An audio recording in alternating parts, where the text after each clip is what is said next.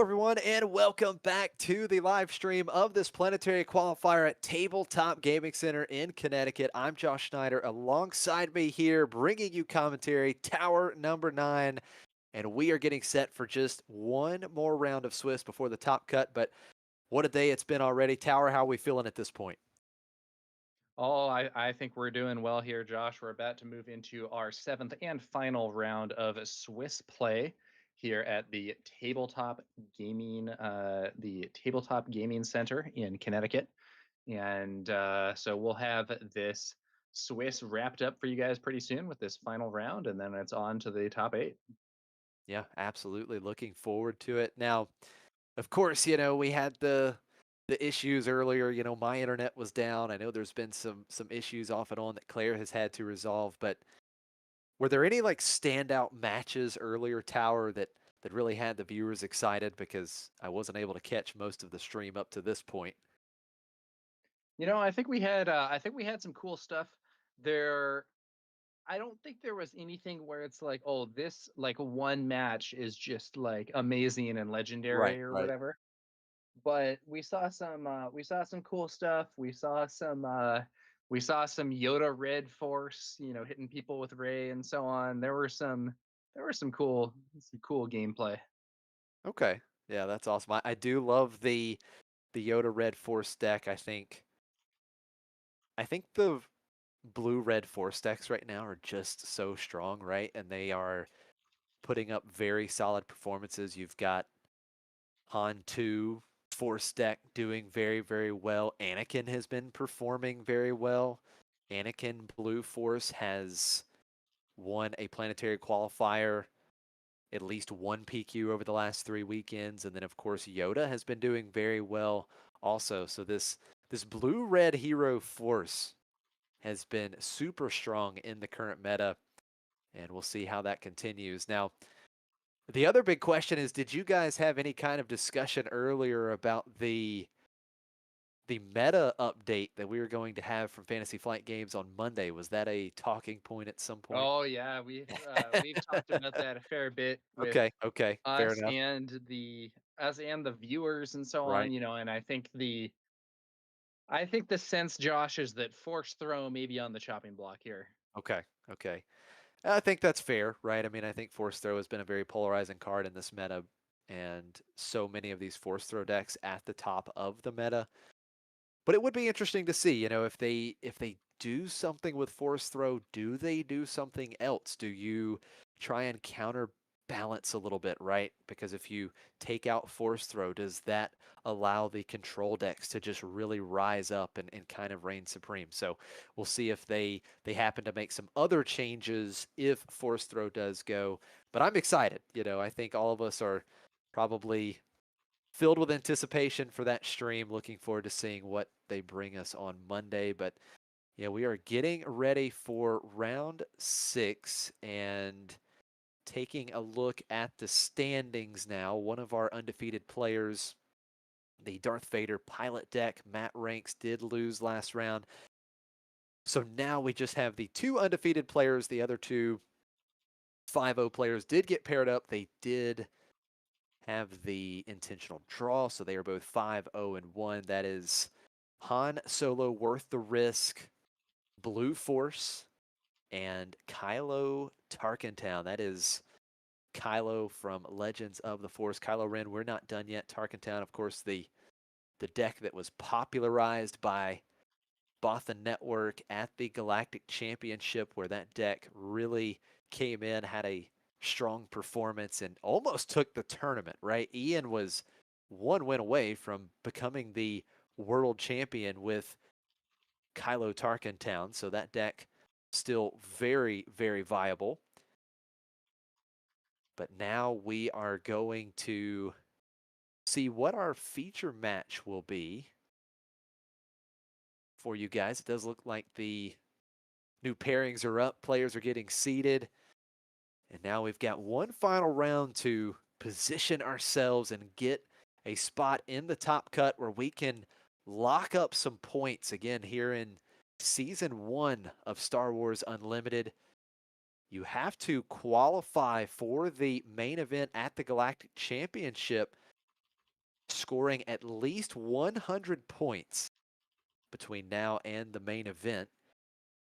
And if you get into the top 8, you are guaranteed at least 15 points. So every point matters as these players trying to make sure they have a spot in the main event at the Galactic Championship next year.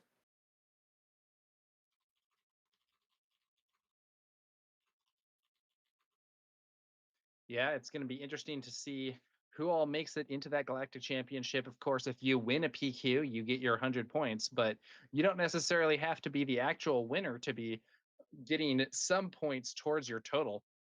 Even an eighth place, I believe, is what, 15 points. So you Yeah, can kind of take the incremental approach right. with a few decent placements, not necessarily a win, but multiply that across a bunch of events and you're in a good spot. At the same time, though, even if you already have your 100 points, you might be fighting for that leaderboard position because Yeah, FFG did announce that I believe it is the World Top 32 will get free flight and hotel to the Galactic Championships in Las Vegas next year. And that is a considerable prize. You know, the value of it probably increased further for players from Europe, Asia, or other areas where a flight to yeah. Vegas might not be so cheap. Yeah, absolutely. I mean, coming from another part of the world outside of the United States or even North America, that could be quite the prize being in the top 32 on the points leaderboard and get that travel covered would be a real motivator, I think, for a lot of players. So we know that a lot of players are grinding, of course, not only getting in, but going for the points on the leaderboard. But here we go. We are going to have round 7 feature match is going to be Emperor Palpatine Yellow versus Han 2 Blue Force. So this is Han Solo worth the risk from Shadows of the Galaxy with that new Blue Force deck on the or with the Force base, the Night Sister lair. And we've got Emperor Palpatine from Spark of Rebellion on the yellow base, Jabba's Palace, the standard 30 HP base. So looks like Charlie is going to be starting with the initiative. It's Charlie Ooh versus Moxless Matt. So Charlie versus Matt here. This is going to be exciting. Now, correct me if I'm wrong, Tower, but Charlie Ooh, this was our winner. This was our winner from the Hex & Co. Planetary Qualifier just a few weekends ago, right? Or about a month ago now. Was able to take Pasquale down in the finals at Hex & Co. So Charlie already has 115 points on the leaderboard. He is locked in the main event Maybe at the he's Galactic competing for that Championship. free flight and hotel though, like Yeah, we were just absolutely. discussing. Yeah, he has a win and a top 8 finish in Maine. So here we go. Game 1 underway. It is Lothcat for Charlie on turn 1. And now we are going to see Yaddle coming out for Matt.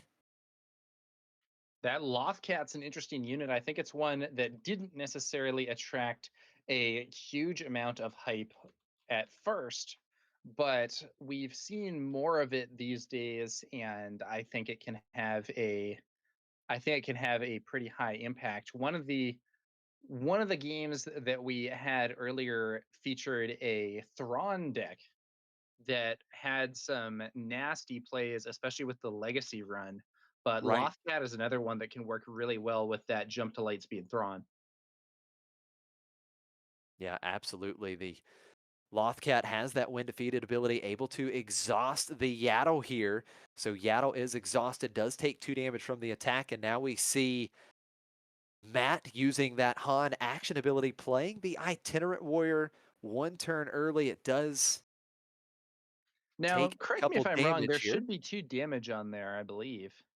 Yes, I I do believe there should be 2 damage, and then you put the shield token on there, so there should be 2 damage with a shield token. Yeah, I think maybe a bit of an error. It looked like he had put the 2 damage on an Ogdo Bogdo and then realized you put out the wrong card, put the Itinerant Warrior, realized you had the shield, but neglected the damage. Hopefully they'll correct that. Right. Um, Now, we do see something that's very important for Charlie, and that is ramp. Ways to generate additional resources to get to these late game plays, the, get to deploy Palpatine earlier than you would be able to normally. So we see the Super Laser Technician has the ability to add a resource when Technician is defeated. Now we are going to see Yaddle get in for 2. So first damage on a base here in game 1, 2 damage to Charlie's base. yeah. First swing for the base there. Looks like they have put that damage onto the Itinerant Warrior. And there is a Super Laser Tech. Hmm. Yeah, definitely some What do you, options with that Technician. He could take out Yaddle, right? Get the extra resource if he wanted to. I think that's probably worth it. You could also use Palpatine's ability to remove it and get a draw if you really want Yeah, cards. I do absolutely. think a kill would be nice. So it looks like the Palpatine ability may be what is done here. So the Emperor Palpatine action ability, you pay 1, defeat a friendly unit, you get to deal 1 damage to a unit and draw a card. So if he defeats the Technician, he would get an extra ready resource. And no, we are actually just going to attack. So Super Laser Technician attacking and defeating Yaddle. So both units defeated here. Let's see what Moxless Matt goes for next. Could just be a swing to base here, potentially. No, he's going to play something. Oh, look at this. We're going to play Kiadi Monday. He had the Force when played ability, using the Force, drawing 2 cards. So some really good card advantage for Moxless Matt early in game 1. Probably one of the best card draw cards in the game of Star Wars Unlimited at this time. Um, yeah, Kiadi Mundi, really strong card from Legends of the Force. So strong. Good, solid stats. Being able to draw 2 cards, incredible. And we do see the ISB agent coming out for Charlie when played, using that ability, revealing a McClunky. And he got to deal 1 damage to the Itinerant Warrior, so that removed the shield token. And I do believe Moxless Matt has just claimed the initiative here. So now Charlie has some free reign. We are going to see that Palpatine action ability defeating ISB agent, 1 damage to Kiadi Mundi. And Charlie will get some card draw of his own. And now look at this. We see Bazine. So he will get to look at Moxless Matt's hand. And he can discard a card here. And look at this. Quite a hand for Moxless Matt. Yeah, that's a nasty hand. Force throw, Luke Skywalker, Jedi Knight. I believe that's another copy of Yaddle. We have a Kiadi Mundi, the Vigilance version from the Twilight of the Republic set, and a copy of Fell the Dragon as well. Very interesting for sure. Moxless Matt really showing off the bling here. All kinds of hyperspace and prestige cards. The showcase leader. Quite the bling going on for Moxless Matt. But now we see Charlie playing McClunky. This is such a strong line for this Palpatine deck. Being able to play Bazine, then you can play McClunky, bouncing Bazine back to your hand so that you can get that discard effect once again later on. And he deals 3 damage to Kiadi Mundi. So Kiadi Mundi taken out. What a strong play. Absolutely. Classic synergy there between McClunky and Bazine Natal. Now, starting out this next turn, Moxless Matt getting in for 4 with the Itinerant Warrior, and we are going to see Salacious Crumb coming out, win played ability. Charlie able to heal 1 damage from his base, back down to 9 on. Now, there was an interesting question in the chat. What set do you think is strongest of those that we've seen thus far in this game? Wow, that is a really, really good question. I think Spark of Rebellion overall is probably still the most powerful, just overall, but I really like Legends of the Forest. I think Jump to Light Speed brought some really interesting effects into the game, but I think Spark for me probably still overall the strongest. I do think Spark, at the very least, has the strongest legendaries of any set, and maybe the strongest set overall. I would say it's probably between it and I think sets 2 and 3 weren't quite as strong. I think it's probably either Spark, Jump to Light Speed, or Legends of the Force. Now we do see Moxless Matt was able to deploy Han Solo getting in for another 3, so 12 damage on Charlie's base. The Salacious Crumb was taken out with the Palpatine action ability, another damage to the Itinerant Warrior. So Charlie was able to draw another card, and we see another ramp piece here. So Palpatine could be coming out really soon. That is another when defeated on that Super Laser Technician. Charlie can get another resource. We see Yaddle coming out for Moxless Matt. Of course, Yaddle, that 2-4 with Restore 1, can give the other Jedis Restore 1 with the on attack ability. Moxless Matt just trying to put as much pressure on as he can because we know with these Palpatine decks, if we get to the late game, we know that Charlie has an advantage.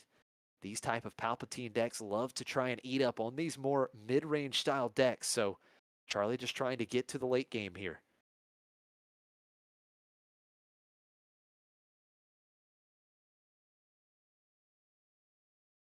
So Charlie has the initiative. First action, Super Laser Technician trading with the Itinerant Warrior, and Charlie going up to 8 resources. So Palpatine can be deployed at any point moving forward for Charlie. We do see Han Solo leader unit attacking for 3 more damage. Moxless Matt halfway there, 15 damage on Charlie's base, but look at this play. Sneak attack is going to sneak in the big reinforcement walker for 3 less resources. Walker enters play ready. Win plate ability, Charlie discarding that top card, healing 3, but look at this, a big response from Moxless Matt with the Fell the Dragon to take out the reinforcement walker. Back and forth punches both players. Yeah, that's a very, very good move there from Moxless Matt because even though that reinforcement walker was going to be removed at the end of the turn, thanks to sneak attack, killing it before it attacked saved not only a bunch of damage that likely would have removed one of Matt's units, it also prevented the on attack trigger from doing another heal or card draw. Yeah, that is exactly right. Very strong response from Moxless Matt with that Fell the Dragon. Charlie not deploying that Palpatine. At this point, Palpatine will wait. Charlie will wait for a bigger threat on Matt's side of the board, look to deal a damage to it, then deploy Palpatine to essentially steal that unit. So now here comes a unit I absolutely love with this Emperor Palpatine yellow deck. The Legacy run goes so well with Palpatine's ability. We do see Han Solo getting in for 3, but that Legacy run, when defeated, you can deal 6 damage as you choose among enemy units. So we are going to see the Palpatine action ability defeating the Legacy run. Han Solo leader unit defeated, 1 damage to Yaddle. That's really going to clean up this board, and Charlie gets another card.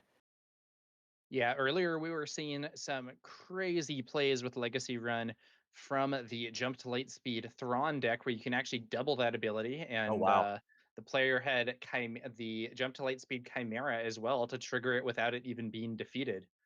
So this one, not quite as much value, but still a very potent attack there, doing that 6 damage when defeated and drawing a card with Palpatine's ability. Now we do see Ara Singh being played for Charlie, but Moxless Matt taking advantage of the Force with Mace Windu, that wind plate ability. You can use the Force to deal 4 damage to a unit, so Ara Singh unit defeated. And Moxless Matt still holding on to the board advantage here. Has to find a way to deal 11 more damage, and keep in mind, Emperor Palpatine still has not been deployed. We are going to see No Good to Me dead, exhausting Mace Windu, and that is going to keep him locked down next turn as well. Yeah, and if Charlie can get some damage onto Mace Windu, could potentially be a good target for Palpatine's flip and steal. I think Charlie thinking this Yaddle is not enough value for Palpatine to deploy. Yeah, that's absolutely right. So we do see Yaddle get in for another two. Charlie at 21 damage on base. And here comes Bazine. And look at this. Moxless Matt has so many good threats. Crate Dragon, Poe Dameron, and Luke Skywalker. And to go with all of that, two fell the dragon. My goodness, what a hand for Moxless Matt. Now, Charlie does have Moxless Matt discard the Crate Dragon. That was an incredible hand. Yeah, and now with this Bazinatal on the board, Charlie has a unit that can easily be sacrificed with Palpatine's ability to put one damage on anything Moxless Matt might play, and then set things up for a flip. Oh, look at However, this. He drew into Anakin Skywalker. He drew into that off the Bazine, and that is going to defeat the Bazine Natal off the win plate ability. Wow, that was quite the find for Moxless Matt, but it looks like, was that the Jump Master, coming in, or is that the Hunter? no, it's the contracted hunter, Contracted Hunter, you're right. Yep, ambushing, taking out Yaddle. But and now then we being see it. sacrificed. There it Palpatine is. flips. So Nice good. play from Charlie. Nice Yeah, play that's from Charlie. That beautiful. contracted hunter dies at the end of the turn, but before it dies at the end of the turn, Charlie sacrifices it with Palpatine's ability, puts that damage on Mortis Anakin, allowing the Palpatine flip to take control of his opponent's unit there. And it looks like he is poised to gain control of the board, but will it stick? Yeah, we see that one fell the dragon coming out from Moxless Matt, defeating his own Anakin Skywalker, champion of Mortis. And we know that Moxless Matt may still have that second copy of Fell the Dragon as well. So Charlie still just trying to completely stabilize here. He still has to think about that Mace Windu. Mace will ready next turn. Bazine Natal strikes again, Look and at this. another And Crate oh Dragon my removed. goodness. Wow, back to back turns. Charlie is able to strip the Crate Dragon from Moxless Matt's hand with Bazine. Super strong play. What does Matt follow up with here?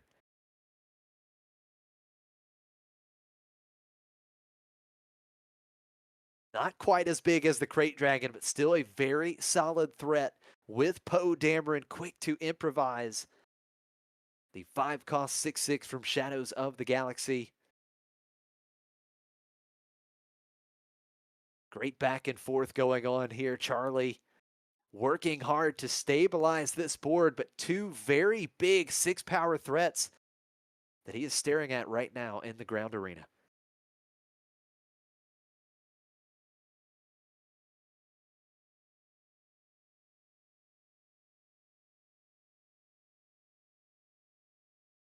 Okay. Bazine could be sacrificed here to do that damage and draw a card when Palpatine swings. Yeah, absolutely. Palpatine, a 410 stat wise. And as you mentioned, Tower does have that on attack ability, can defeat a friendly unit, deal 1 damage, and draw a card. Definitely a lot to think about for Charlie here because you're really right on the edge. Poe Dameron can deal up to 8 damage with one swing. Mace dealing 6 with one swing. Now we are going to see the elite P-38 Starfighter damaging the Poe Dameron with that wind plate ability.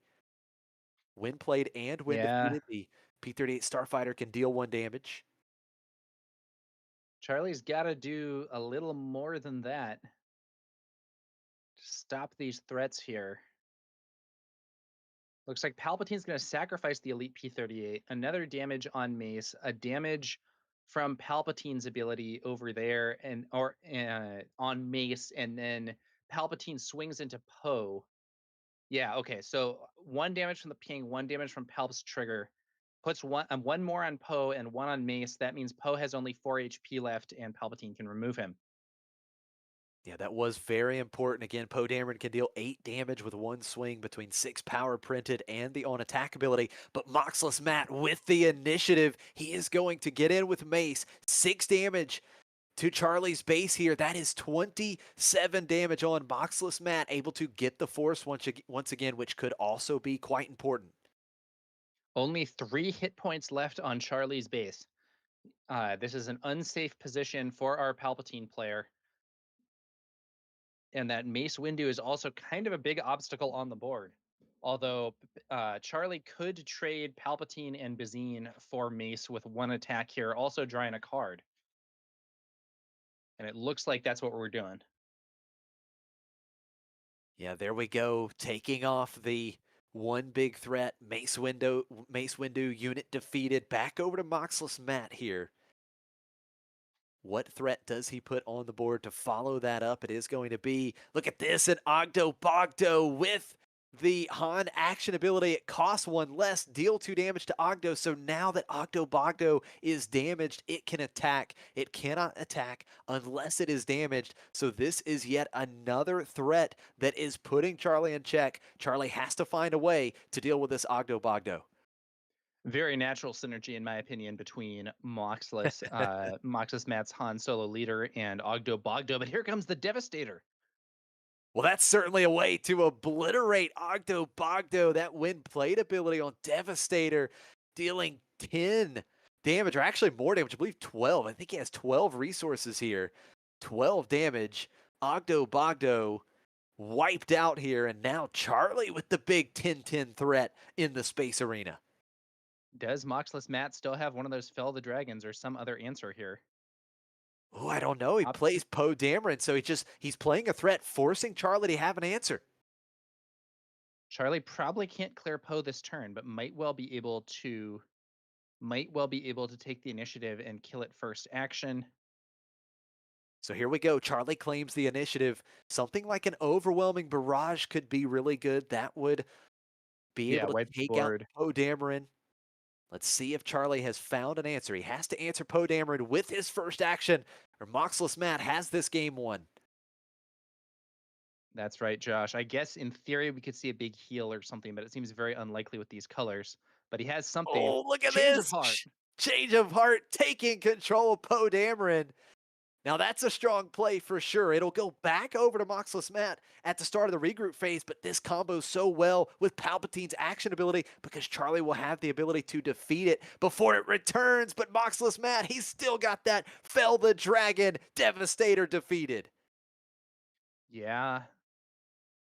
So this Poe Dameron is going to be able to swing into Moxless Matt, and then probably Palpatine's ability used after, like you said, Josh, to sacrifice it, deal a point of damage, and draw a card.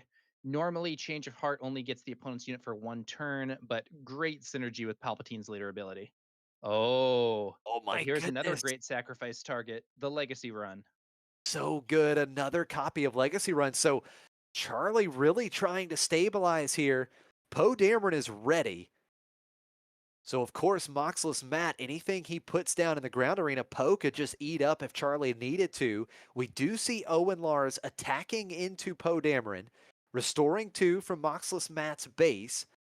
And that when defeated trigger, Moxless Matt searching the top 5 cards of his deck for a force unit. And it is going to be the champion of Mortis, Anakin Skywalker. Another copy here for Moxless Matt.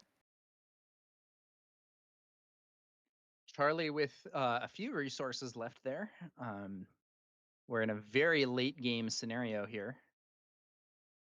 And I think this is super important, Tower. Charlie had another play. He didn't have to attack with Poe yet. I think that's so big. Not having to pass, not having to use that Palpatine action ability. He has the cheap unit, the Salacious Crumb in hand. And of course, healing is great here as well. So the win plate ability, Charlie healing 1 from base, and just daring Moxless Matt to play any unit right now.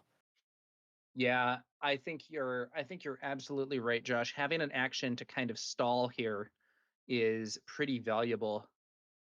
I think Matt either passes or claims, and we then see Charlie swinging in with Poe Dameron for 6, not using one of the discard abilities.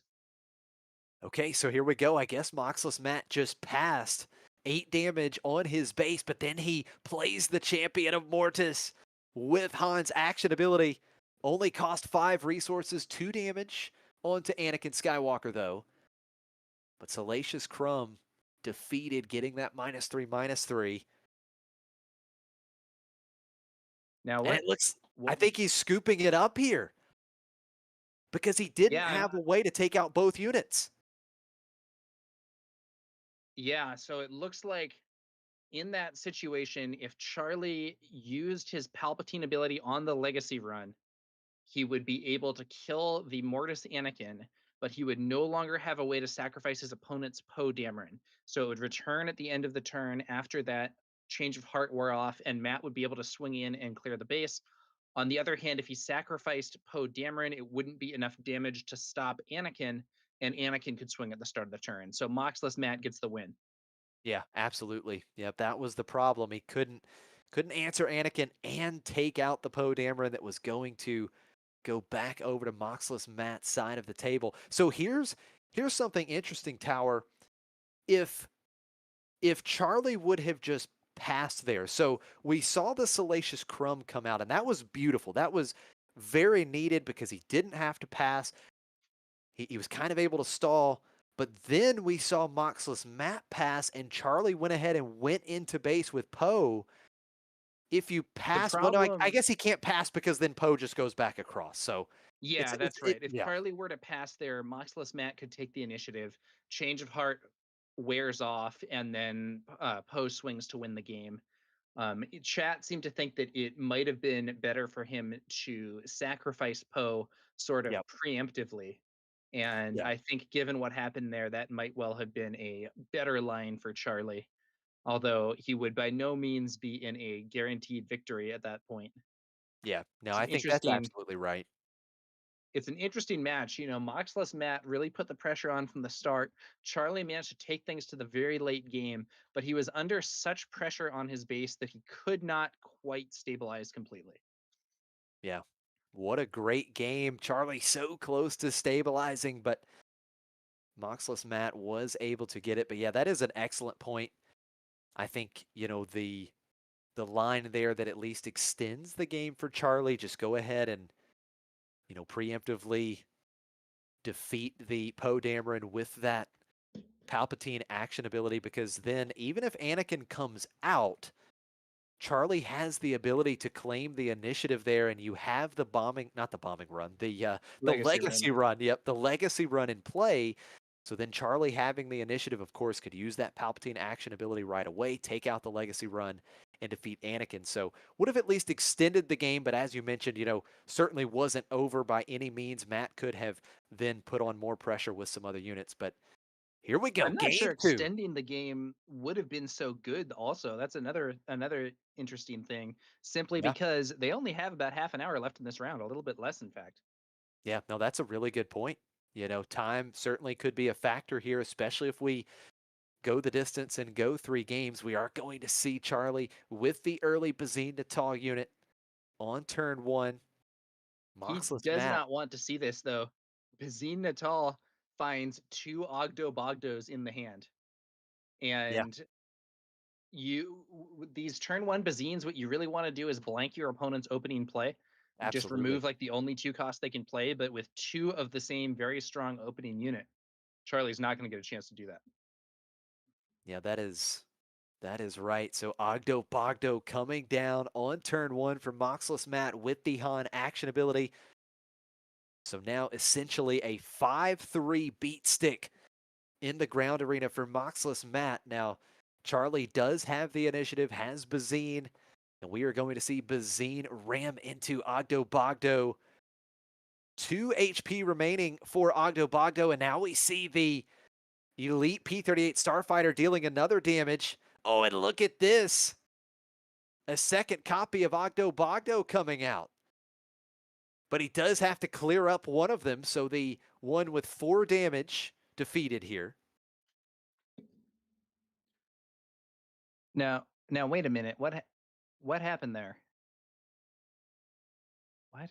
I think Okay, yeah, yeah. Moxless Matt played that second Ogdo Bogdo and just kind of forgot for a split second that Ogdo is unique and one had to But be if defeated. Ogdo were not unique, think of how crazy that Oh board my would be. goodness. that would be too much probably for Charlie to recover from, but as it It stands, may just also one be that he Ogdo simply Bogdo. had no other better play. So Right. it's like, well, at least I can refresh some damage here. Oh, look at this. This is a strong play for Charlie, the contracted hunter coming in, ambushing and defeating Ogdo Bogdo. So this is a really good stabilizing play for Charlie, taking out that 5 power unit. Moxless Matt following up with Yaddle. Salacious Crumb healing a damage for Charlie. And then we see These are Charlie not the dealing plays 3 Moxless Matt damage. most wants to see, though. Last turn, that Ogdo Bogdo, while he already had one, isn't very inspiring. And then Right. having your 4 resource turn just be a Yaddle, that is, it is not maximum resource efficiency by any means. Yeah, Ogdo Bogdo, a fantastic start, but when you follow up with another Ogdo having to defeat one and Yaddle, that is certainly a big tempo loss. Now, Yaddle will get in for one, or excuse me, for two, and then the Salacious Crumb action ability here, 1 damage to Yaddle, and that allows Salacious Crumb to go back to Charlie's hand, and now we do see Moxless Matt using the Force here with Kiedi Mundy's win played ability, drawing 2 cards.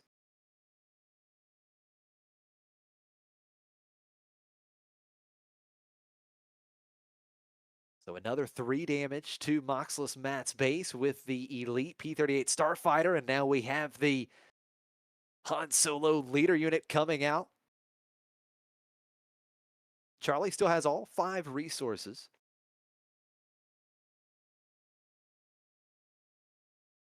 And it is going to be the Emperor Palpatine action ability defeating the P-38 Starfighter. That will be 2 total damage, one with Palpatine's ability and one off of the when defeated ability on Elite P-38 Starfighter. And then ISB Agent is enough to clean up the Yaddle, that 1 more damage. But Moxless Matt, after getting in for 3 with Han Solo, we see the Force Throw, forcing out the Salacious Crumb. So ISB Agent sticks around a bit longer, only 1 damage. Force Throw deals damage based on the cost of the card discarded if you control a Force unit. And once Yeah. again, Charlie able to ramp. We saw that resupply come out. So Charlie will be at 9 damage on Charlie's base. Not so much necessarily. yeah, I think Charlie still feels relatively comfortable here. Now look at this. Moxless Matt actually going to clean up that unit in the ground arena. That is temporarily going to mean that Palpatine's action ability kind of stifled here. Oh, but look at this. It's the legacy run for Charlie. We do see Kiedi Mundy getting in for 4. Moxless Matt controlling the Force once again.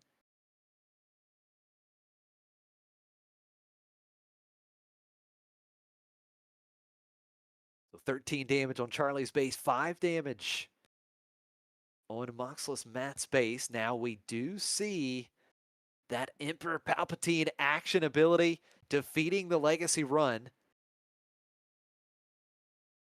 Yeah, Drawing a that card, means, so the 1 damage to Kiedi Mundy. and now we're going to see 6 damage from the legacy run. Maybe Charlie figuring out where to send that. Looks like Han damage spread across both units. Is that what we're seeing here? But killing neither of them? Okay, very interesting. So neither unit Cham defeated Syndulla here. counter ramp. Oh, I'd love to see that. Chim Sandula, 5-4 for 4 when played. If your opponent controls more resources than you get to put the top card of your deck into play as a resource. And another copy of Yaddle coming out for Moxless Matt as well. So Moxless Matt has quite the ground arena right now. And Charlie not cleaning up either one of those units with the legacy run. Let's see how he opens here. A lot of damage could come through here this turn. How does Charlie respond?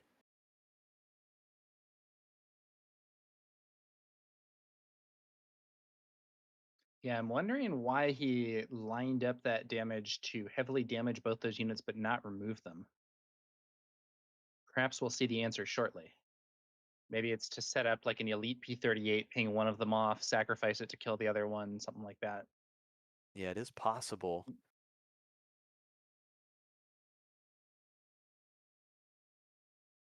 Now, of course, Palpatine can be deployed at this point. Charlie is at 8 resources. We are going to see that P-38 Starfighter, 1 damage to Ki-Adi-Mundi. So, Ki-Adi defeated.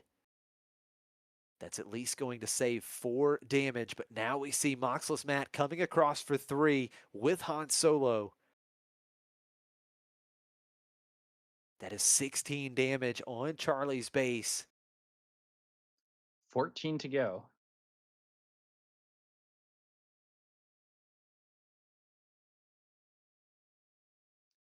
Charlie considering options here. Thinking about something that costs 3. What could we see? Maybe another Elite P-38? Palpatine ability being used here, maybe? Yep, there's the sacrifice. So That's this will going to be be spreading 2 the damage damage again. total. Yeah, 1 once damage again. to each unit draws a card. But here comes that big 5-power Cham Syndulla into Charlie's base. And now Charlie is going to deploy Emperor Palpatine, taking control of Yaddle here. Now, the one nice thing for Charlie, while Yaddle is not a super big threat, it does present a way for Charlie to at least restore some damage here, as Yaddle does have the Restore 1. And at least with what Charlie has on board, he could attack and take out both of these ground units that Moxless Matt controls.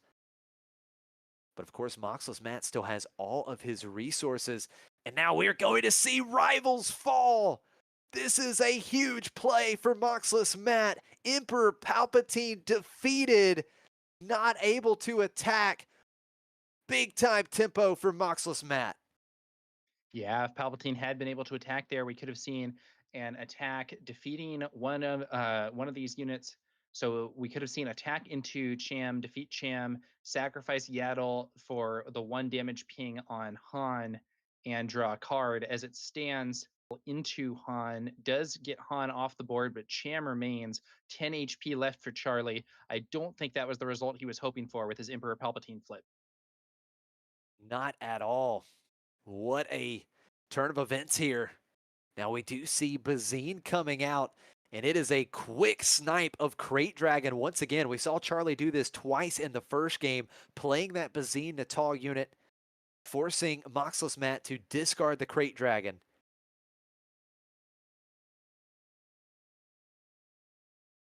But Moxless Matt will hold on to the initiative and still has Cham Syndulla here. So Charlie just 10 HP remaining on base. And keep in mind, these two players 9th and 10th in the standings. So it is a must-win situation to get into the top 8. We see 5 damage coming through from the Cham Syndulla unit. Charlie has 25 damage on his base. One more swing from that Cham would end the game, but here comes an answer. Absolutely, first time we've seen this Shadows of the Galaxy Maul 7 cost unit comes in as a 7-6, ambushing and defeating the Cham Syndulla. And some overwhelm damage here going through. 4 overwhelm damage to Moxless Matt's base. But Moxless Matt has a ton of resources, and we know he surely can put several threats onto the board. And here comes a big one that would represent Fatal. Poe Dameron quick to improvise. Charlie claims fell the dragon, defeating Maul. And now it is big trouble for Charlie. Must answer the Poe on his first action. Yeah, if Charlie can't find something that will remove or take control of Poe here, it's probably game over. He's paying 6. He's going But to there do it it is. again. Wow, back-to-back games. Change of heart on Poe Dameron.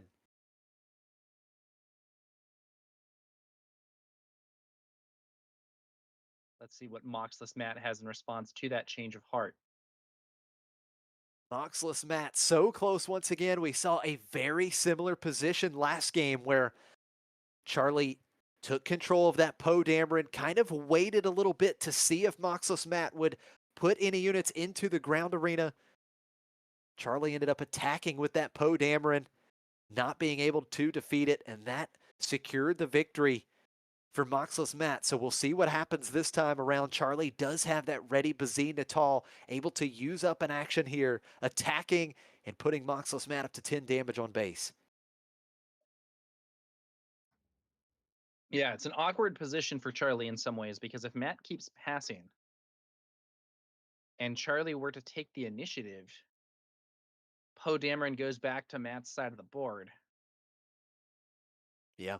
I think it's Charlie, another similar situation, right? He may just have to defeat it. yeah, it's quite similar as you say to what we saw in the previous round. We'll see if Charlie plays this out differently. Three So th resources for a super laser tech. Okay. yeah, any actions that Charlie can buy here without having to pass is huge. Moxless Matt just keeps passing. I believe he's passed again. So Charlie, I think, is faced with another decision. And this time, he is not going to let Poe Dameron stick around. Emperor Palpatine's action ability, Poe Dameron defeated. We do see Charlie. He will draw a card. Now, he does have to deal the damage to one of these two Yeah, he units. does have to hit his own side. Uses that to kill his own super laser technician and get a resource readied. Now Matt is going to start playing cards to present Yeah, those threats. yeah, if he can put multiple threats on the board, this would be huge. Champion of Mortis, win plate ability, defeating Bazine.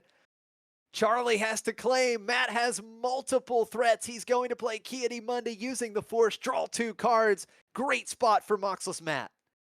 Now, one interesting thing here that Mundi is not swinging for lethal. It's only strength 4. So if Charlie has a way to remove the Mortis Anakin this turn, the game is not immediately over unless Matt has some attack pump. But this is not necessarily a combination that tends to run attack pumps. Excellent point, Towers. So Charlie just has to immediately answer the Anakin Skywalker. That is priority number one to keep this game going. He has 12 total resources, plenty of options. We could see something like another change of heart. No good to me dead. We saw that in game one as well. That could also lock down the. Well, here comes a way to not lock it down for next turn, but the Loth Cat win plate ability, exhausting Anakin, so that at least at the moment preventing Moxless Matt from dealing fatal. We have Kiadi coming through, 4 damage. Moxless Matt, the Force is with him. Oh, now this is a big Reinforcement play. Walker. Reinforcement Walker win plate ability. Darth Vader discarded. Charlie has to heal here. Back down to 26 damage on his base. Can Moxless Matt just take the initiative here, though? I'm not sure that Charlie is going to have a way to actually clear out both of these units. That is what Matt's doing. Is this going to be game over for Charlie? Yeah, this is Two big. resources left. What could he find with those two resources? Here's one of them. I just don't see an out here. I don't know how he's going to find enough damage to clear both those units. Yeah, he only has one ready resource. Either one of those units is fatal. I don't think there's a way here with just one resource. There's the fist bump. Moxless Matt Hopper. He is victorious. A 2-0 shutout in round 7. And this will give him a very strong chance at locking up some points and finding himself in the top 8. Yeah, I think maybe if Charlie could find a dogfight, he could use that to attack with the exhausted reinforcement walker, which would clear. He could use that to clear Mortis Anakin and also heal 3, taking him out of range of Kiadi Mundi. But I don't know if that's in the deck, and if it is in the deck, it wasn't. It wasn't in his hand there to save him. I think so. Going to be a win for Han Solo. Yeah, absolutely. I think that is definitely what was needed if he had some way to attack with the reinforcement walker. We did see Charlie play the sneak attack into Reinforcement Walker in game one. So that's a way to get that win plate ability. Reinforcement Walker enters play ready, and then you can attack. That's really what he needed. Charlie needed to be able to trigger Reinforcement Walker at least twice, but he did not have the cards to make that happen. And, you know, this is a deck, this Emperor Palpatine yellow, that has won some PQs in this season here in Set 5 meta, and has been pretty strong overall against some of these red blue hero force decks. But what a run for Moxless Matt, really putting on a clinic and taking down Palpatine in 2 games. Yeah, he handled that. He handled that pretty well, I think.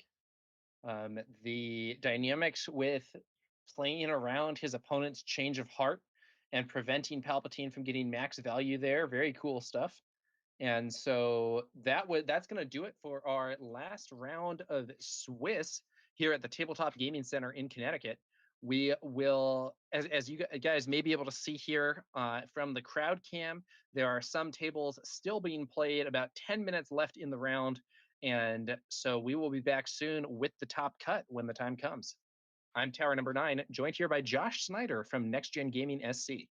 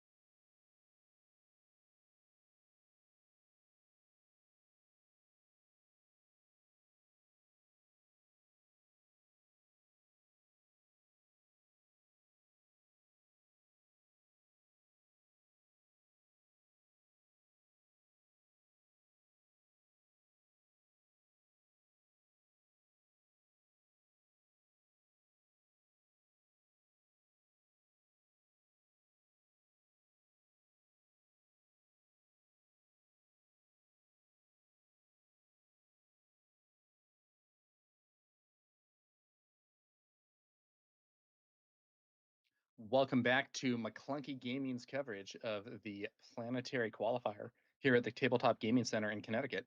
I'm Tower Number 9, joined here by Josh Schneider with Next Gen Gaming SC, and we have the top 8 for you. In first place, Nick A with Sabine Wren ECL. What else are you seeing here, Josh? So it looks like we've got leader, decent leader diversity here in the top 8. We've got two Han Solo and two Yoda, but then we have the Sabine that you mentioned.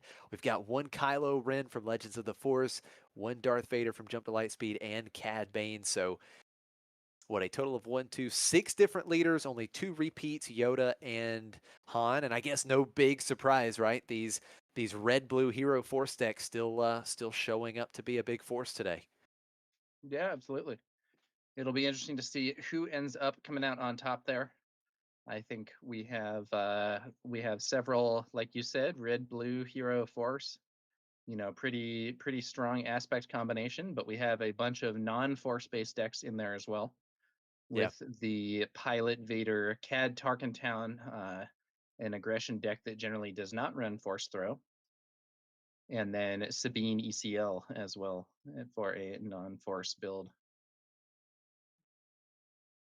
Well, it'll be interesting to see how this one ends up playing out.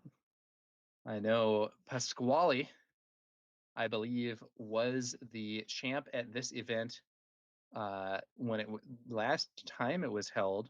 He was playing Ray Data Vault at this time, so trying to get another win here at the Tabletop Gaming Center, this time with his Yoda Red Force deck. Yeah, that's absolutely right. Pasquale, the defending tabletop gaming center planetary qualifier champion, looking to do it again. And it's interesting because, coming into this tournament, speaking about Pasquale specifically, at this very moment, he has 35 points. So he is just 65 points away from locking a spot in the main event. So he's guaranteed to lock up another 15 points today. So right now he will be sitting at 50, and we'll see if he can advance on and secure some more points. Pasquale getting closer and closer to that main event spot in the Galactic Championship. Yeah, could be interesting. I believe even a top 8 finish awards you, I think, what is it, 15 points for the 15 points towards your qualifying position, and the winner, of course, getting the big 100 points. But you can now qualify not necessarily with one big result, but a bunch of smaller but still relevant results. I Yeah, myself think absolutely. I have 15 qualifying points from PQ top 8, and am looking to add to that with some other events as well. We'll have to see how it goes. Yeah, absolutely. Best of luck. We certainly want Tower number 9 in the main event of the Galactic Championship. That's what the fans want, Tower, so we have to make it happen. Yeah, I will. We'll see how I do. I have another PQ coming up with a set, and maybe attending the Portland event as well, but I have to figure out some stuff with my work schedule. Okay, And very then, of nice. Now, course, we're going to have several other sets and events before the Galactic Championship comes around. So more opportunity to score some points. yeah, definitely. Now we talked a little bit about Pasquale. He is a former planetary qualifier champion. Again, halfway to that 100 point total to lock a spot in the Galactic Championship main event, but sitting across the table from Pasquale, B Mini, Nikki is also a former planetary qualifier winner. So this is two PQ champions about to duke it out here in the quarterfinals. And correct me if I'm wrong, Tower, but B Mini or Nikki, I'm pretty sure the win that he had, I think you casted that. I think it was a McClunky Gaming stream. Am I correct there? You might be. I'm not immediately remembering it at this time, but we've had quite a few streams. So Yeah, no, there has my been quite a apologies few. for not No, having the it's okay. details. It's all right. I was looking And to see if we had him in the some player information in the document, but I'm not finding it, so I don't know exactly which one it was, but I thought it was one that you had casted. But nevertheless, two PQ champions, so this should be a fantastic match. Now in chat, someone says, "Yo, Yoda Red Force made it to top 8." Heck yeah! Well, hey, not just one Yoda Red Force, but actually two made it to the top 8. Yeah, that's absolutely right. Yoda Red Force has been a force to be reckoned with so Oh, oh, far oh, the oh. last several weeks. And so here we go. We're ready to start the quarterfinals. B Mini versus Pasquale. Kylo Tarkantown versus Yoda Red Force. It looks like Pasquale will start with the initiative, or no, it's B Mini starting with the initiative. I believe the poker chip is the initiative token here, and the token on Pasquale's base is for representing the Force. Yeah, and we are in a we are in an environment now where the better seed chooses initiative Okay. for the first game of match. So either B Mini was the higher seed or Pasquale chose to go second. Yeah, that is a very good point. Now, B Mini opting to mulligan here. Pasquale satisfied with his hand, ready to go. And I'm excited to see this Kylo Tarkentown deck on stream. This is, again, one of the standout decks from the Galactic Championship. Should be interesting matchup here.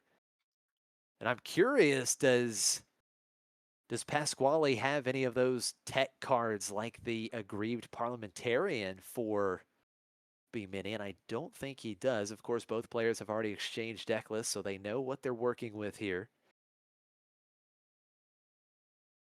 Should be exciting to see how this match plays out. Yeah, for sure. Can B Mini set up the big Kylo play, being able to potentially swing with a massive Kylo? We're going to start the quarterfinal feature match. B Mini with Karis. Pasquale playing a 2-cost force unit of his own with Yaddle. And yeah, that's going to be B Mini not starting with Migs nor with a Witch plus Force throw here. Right. So not maybe the strongest possible plays for Kylo. Pasquale leading off with Yaddle, which is a decently strong opener, but we'll see how it goes. Looks like a perilous position on that Yaddle. All right. So Yaddle exhausted will get -2/-2. So at least temporarily, B Mini will keep Pasquale off the force. And we are going to see open fire from Pasquale defeating Karis. So now we've got that Kylo Ren action ability being used. You discard a card from your hand. If it's an upgrade, you get to draw a card. So B Mini starting that process of getting these upgrades into the discard pile for that Kylo Ren deploy. And the snapshot reflexes tower, that's a very important one because that's one that allows B Mini to potentially attack with Kylo on deploy right away. Yeah, in one of the earlier matches we saw that Kylo Ren deploy into a bunch of upgrades and a snapshot reflexes to close out the game can be a very strong interaction. Um, Now, Pasquale swings with the 0 power Yaddle, I believe, just to get the Force token here. Yeah, I think the force very important for Pasquale. We do see force throw with the Witch of the Mist had come out first for B Mini. And we do see Pasquale having a pretty good target, pretty good discard target from the force throw, discarding Owen Lars, only 1 damage to Yaddle. So Yaddle's still on the board with 1 HP right now, and Pasquale playing that very strong 4-cost force unit. Here comes Chirrut, that 3/5 Sentinel. Another Force throw, though, from B Mini. Let's see Wow. what Pasquale has to discard here. A little more expensive, disabling Fang Fighter. That does set up Chirrut to be removed by Tarkentown. Yeah, this is super strong start for B Mini. Didn't find the MiGs, didn't find the early way to clear out the Yaddle, but being able to play back-to-back force throws here on turn 3, certainly a strong play, a strong turn for B Mini. Not what Pasquale most wants to see here. Might need to find a Mundi or something to replenish his hand after getting hit by those Force throws. Let's see how things play out.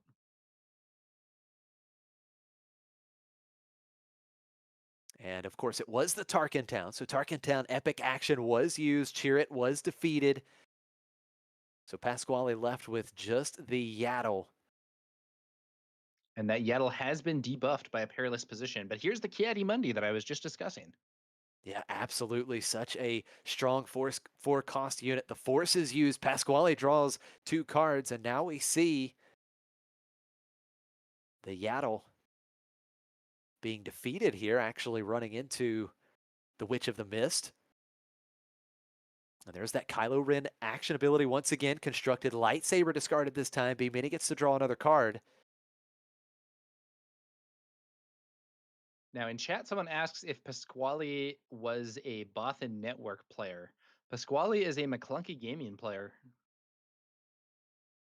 Now B Mini does smuggle Lum Pike in, so using his 5 resources to get Lum Pike out from his resources.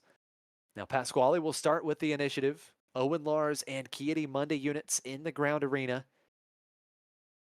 Pasquale with the first action. Looks like he wants to attack with Kiadi Monday. He will get the force once again, attacking and defeating the Witch of the Mist. And Pasquale should now have the force. There it is.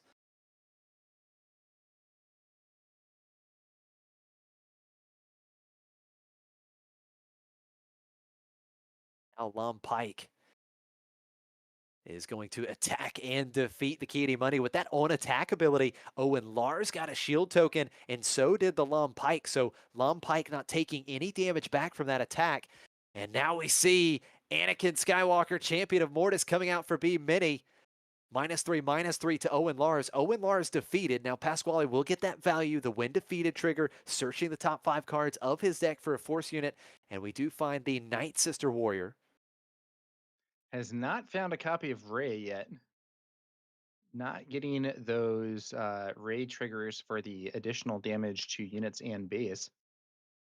Yeah, very good point. Now Pasquale is going to do the same as B Mini here. Load up this ground arena. We have 2 units in each ground arena. We see Secretive Sage and the Chirrut coming out. So once again, that very annoying 3/5 Sentinel on Pasquale's side. Of course, when it is attacked, you can use the Force to give the attacker -2 power. So it can be very tough for attackers to get through this Chirrut. B Mini has the initiative. Yeah, sure. It could be an annoying obstacle for B Mini, especially with the Secretive Sage there to protect from Power of the Dark Side. There is a Power of the Dark Side, but the Secretive Sage indeed being removed instead of Chirrut. Yeah, Pasquale certainly wanting to keep that Sentinel unit in the ground arena. Action back over to Pasquale. You did make a good point. We have not seen the Ray yet for Pasquale, but look at this. Here comes the first Luke Skywalker unit for Pasquale. And because one of Pasquale's units had been defeated, -6 to Lom Pike. So Lom Pike is defeated, but B Mini following up with Pillage. Pasquale has no cards in hand. Yeah, Pillage there after hitting those forced throws. Pasquale really dropping low on cards in hand. Now, oh, okay, wrong number. So there we go. We do see Yoda being deployed after the Yoda action ability. So that was that the Mace Windu, I believe, on top Yep. that he was able to discard when Yoda was deployed. So that was able to defeat Anakin Skywalker. Yoda allows you to discard the top card of your deck and you defeat a unit that costs the same or less. Yoda should get the force here for Pasquale as well with that attack. Meaning B Mini, if B Mini does deploy Kylo, there is an obstacle here in the form of Chirrut. But here's a Migs Mayfeld who could potentially ping Chirrut off the board. So Doesn't Pasquale, last too long.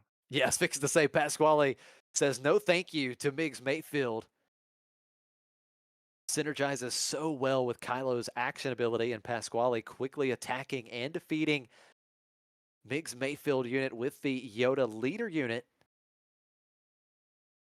And now B Mini has some thinking to do here, of course. Kylo could be deployed at any time, but you really want to set up a really big Kylo play. We'll see if he goes for that soon. The action ability still a possibility also, but he is going to go ahead and deploy Kylo. He is going to put the constructed lightsaber on Kylo from the discard pile here. So when Kylo is deployed, you can play any number of upgrades from your discard pile onto Kylo.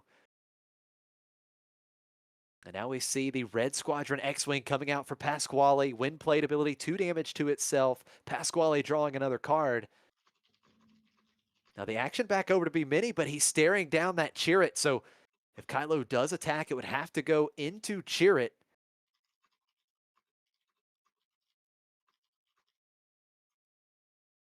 And Kylo Ren is attacking into Chirrut. So Chirrut defeated. 3 damage back onto Kylo. And Pasquale is going to attack Kylo Ren with the Luke Skywalker. Both units defeated, but Pasquale has weathered the storm of the large Kylo Ren after the deploy, getting the constructed lightsaber. And Pasquale Not going the into this next hypest, turn has a not the huge hypest board Kylo presence. Ren deployment I've ever Yeah, seen. no, Not you're at all. absolutely right. B-Mini would have loved to get so much more value there. And now we do see power of the dark side, but Pasquale with several units able to discard the 3-cost Yoda or defeat that Yoda. When defeated ability, Pasquale draws a card. So getting some more card advantage here, and Pasquale is starting to chip away on B-Mini's base. Another 3 damage from the Red Squadron X-Wing, so B-Mini with 10 damage on his base. And we see another Long Pike, but right now, Pasquale in the driver's seat. Yoda getting in for 14 damage on B-Mini's base, and it's another Luke Skywalker. -6, Ooh, -6 to Long Pike. B-Mini's board cleared once again. Pasquale so close to wrapping this one up, and that is going to do it. Pasquale, the defending tabletop champion, the early 1-game lead here in the quarterfinals. very tough game there for B Mini. Just really, we saw those discard effects chipping away at Pasquale's hand, but Pasquale had the Mundi to refill, and Kylo just not really making much of an impact there. No, unfortunately, Kylo only getting that constructed lightsaber. Did get a little buff, right? But just not enough. He had +2, +3, so he became a 7/8. Did have raid 2, but yeah, just not enough. Of course, Pasquale had that Chirrut, that great Sentinel Force unit doing good work for Pasquale, and multiple Luke Skywalkers and Yoda getting big value as well. Just too much for B-Mini to overcome in game one.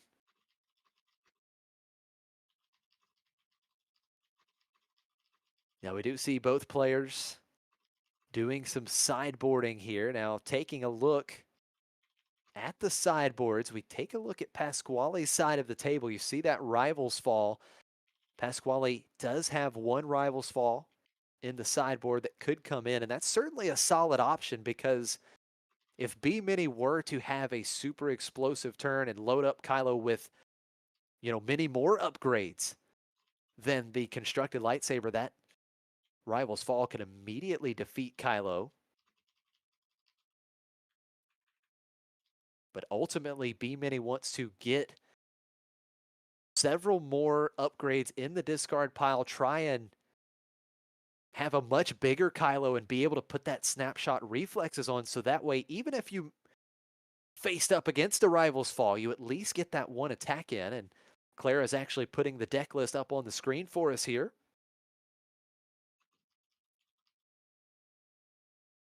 Pasquale not running the Aggrieved Parliamentarian, which is a very solid answer to the discard pile for these Kylo decks. However, Pasquale is still able to find the pieces needed to really disrupt what B-Mini wanted to do in game one.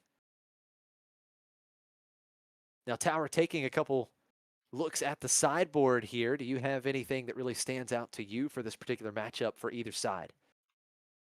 Yeah, so taking a look at this, we are not seeing Pasquale running any of the, there's been some talk about the aggrieved parliamentarian, for instance, as a potential counter to a Kylo deck, and it doesn't look like that's something that Pasquale is running. Um, and B mini, we have the grenade strikes, probably not so relevant here. Ruthless Raider might be something here. Admiral Mahdi, kind of a setup for a big Kylo Ren turn. Devastator, I think, might come in to try to shore up the late game. Rivals Fall, potentially also useful in the matchup. B-Mini could also bring in that third copy of Pillage if he does want to focus on a discard game plan, but the discard game plan did not work that well for him here in game one. So not sure whether he'll be sticking with it here for game two. Yeah, that is a really good point. B Mini was able to force Pasquale to discard 4 cards in that first game, 2 off of Force Throw, 2 off of Pillage. But as you said, did not work out. Pasquale still had a pretty commanding win in game one. So here in game two, B Mini will start with the initiative once again. And it looks like another pretty quick mulligan for B Mini. Pasquale once again satisfied, ready to go. Now Pasquale just finding himself 1 win away from advancing to the semifinals. Trying to defend that title here at Tabletop Gaming Center in Newington, Connecticut. And I tell you, B Mini would love to find that early Miggs Mayfield. You talked about it a little bit, Tower, in the first game, but Miggs Mayfield on turn one, like when these Kylo Tarkin Town decks play Miggs Mayfield on turn one, and when they don't play Miggs Mayfield on turn one, huge difference. Yeah, I do think that is one of the strongest ways that the Kylo Tarkentown deck can lead off the game. It just puts you in such a relevant position for future turns. But with Kylo's ability being used first, don't think Migs is going to feature here. Yeah, we see that Kylo action ability discarding the constructed lightsaber. So B Mini drawing a card. We've got the Secretive Sage, and B Mini just opening up with the Witch of the Mist. No other turn one play here. And Yeah, no Pasquale, force throw to go with that witch yeah, either. yeah, Although that's a even good if there point. were, all it would likely do is knock that shield off, which is not the most exciting force throw possible. So here we go. Turn two. Pasquale is going to attack into the Witch of the Mist. So that's 2 damage on the Witch of the Mist. Secretive Sage just losing the shield token, but Pasquale did gain the force more importantly. And B Mini tried to load up the Witch of the Mist with the Fallen Lightsaber. And Pasquale has a quick answer, disabling Fang Fighter, that 3-cost space unit, defeating the Fallen Lightsaber with the Wind Plate ability. Very strong turn two for Pasquale. Yeah, that disabling Fang Fighter is just a great answer to a lot of the more expensive upgrades. If you look at what happened that turn, B Mini played a 3-cost card. Pasquale played a 3-cost card that not only defeated B Mini's card but also developed Pasquale's board. Well, here comes another constructed lightsaber for B Mini. So back-to-back turns, Witch of the Mist will get a very strong upgrade. We see the disabling Fang Fighter get in for 3, but that constructed lightsaber is going to give a nice buff to the Witch of the Mist, +2/+3. And because it's a non-heroism, non-villainy unit, it also gains Sentinel. So Secretive Sage has to attack into the Witch of the Mist here. Secretive Sage defeated, and that is going to open the door for the Witch of the Mist. 3 damage to Pasquale's base, 3 damage on each base. 2 HP left on that Witch of the Mist. If Pasquale can trigger Ray's ability with some kind of draw, it could remove the Witch of the Mist from the board while also damaging B Mini's base. But I'm not sure if he has it, and I kind of suspect that he doesn't, or I think he would be making that play more decisively. We'll have to see, though. So the Yoda action ability used, and here comes Sith Holocron on the Oh, no, Witch of there the it Mist is. as well. He did have it. He set it up with the Yoda's ability. And look at this. It's 2 Ray off the top. That is My crazy. goodness. That is Two 4 damage copies to of Witch of the Ray. Mist and Tarkentown. B Mini cannot be happy with that Wow. outcome.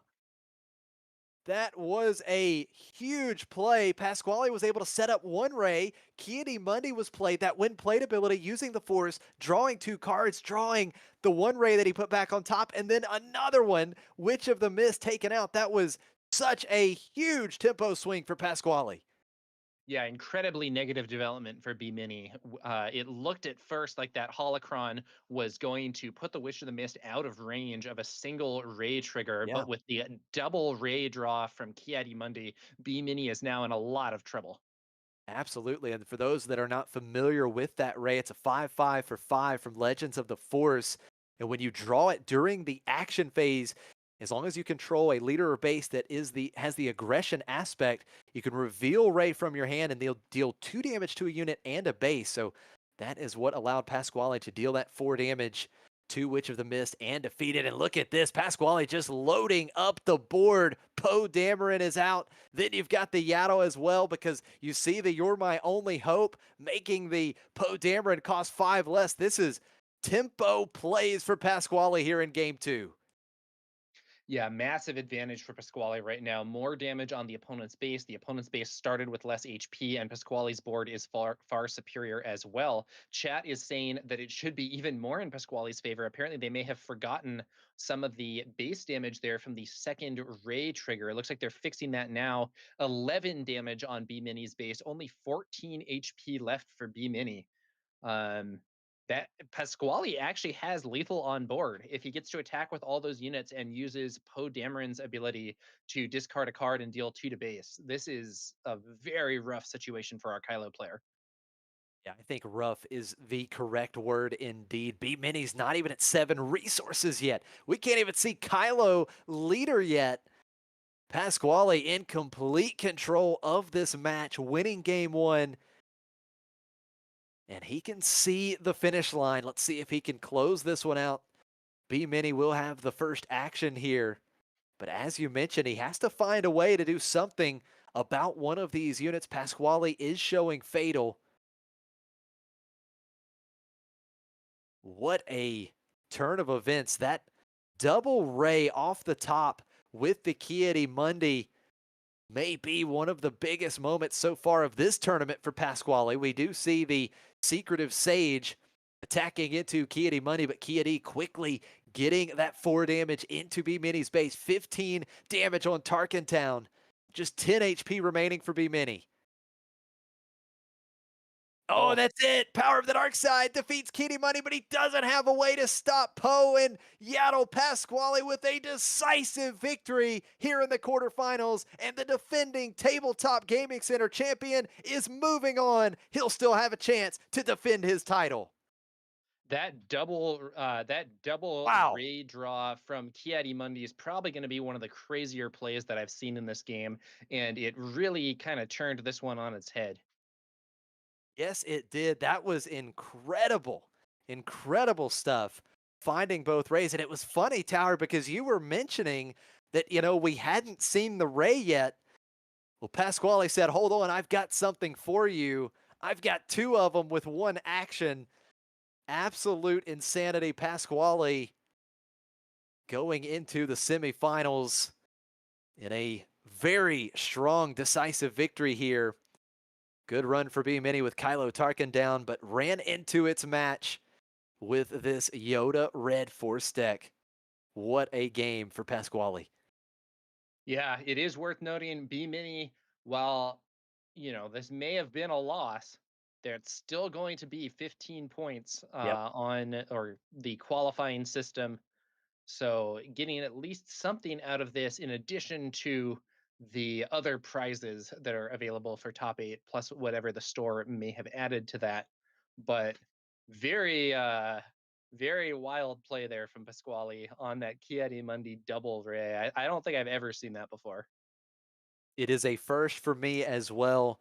That was crazy. It was so surprising. It's not surprising to see one because, as the Yoda player, you use that Yoda action ability, you draw a card, and then you can take the ray, put it back on top, and then you just have to use an ability that draws you cards. And Kiedi Mundi, the strongest way to do that, and then being able to find the other one, just crazy stuff. So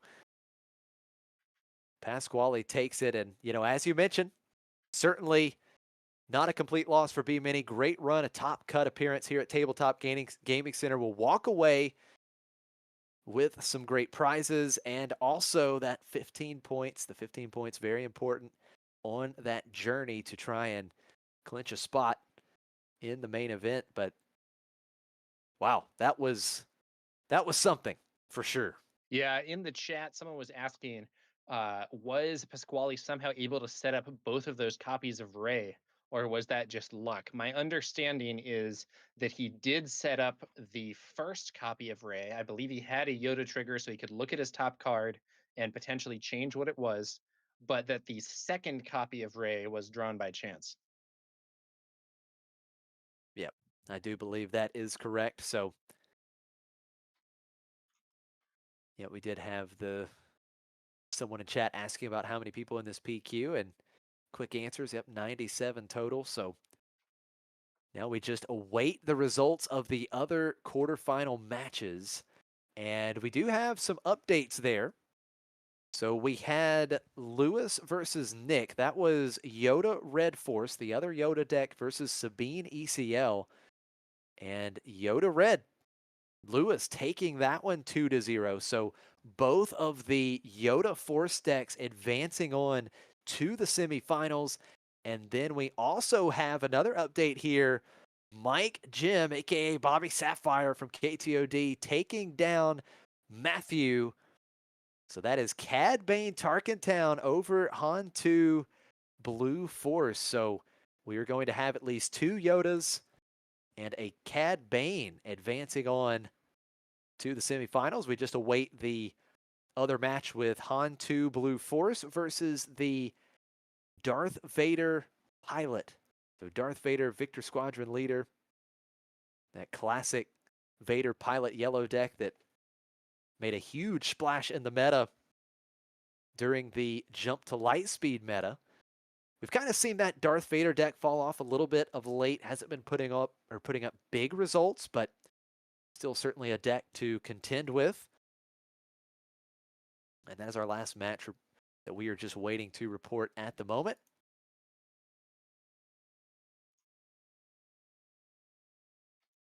Yeah, we still have quite a lot of time remaining in the top 8 with the extended time that you do get in these top cuts. I believe it is a 75-minute round instead of a 55-minute round. But we didn't need it for that one. No, definitely not. So looks like all three matches so far that have wrapped up in the quarterfinals, 2-0 wins. And so we just wait for that last match to be reported. But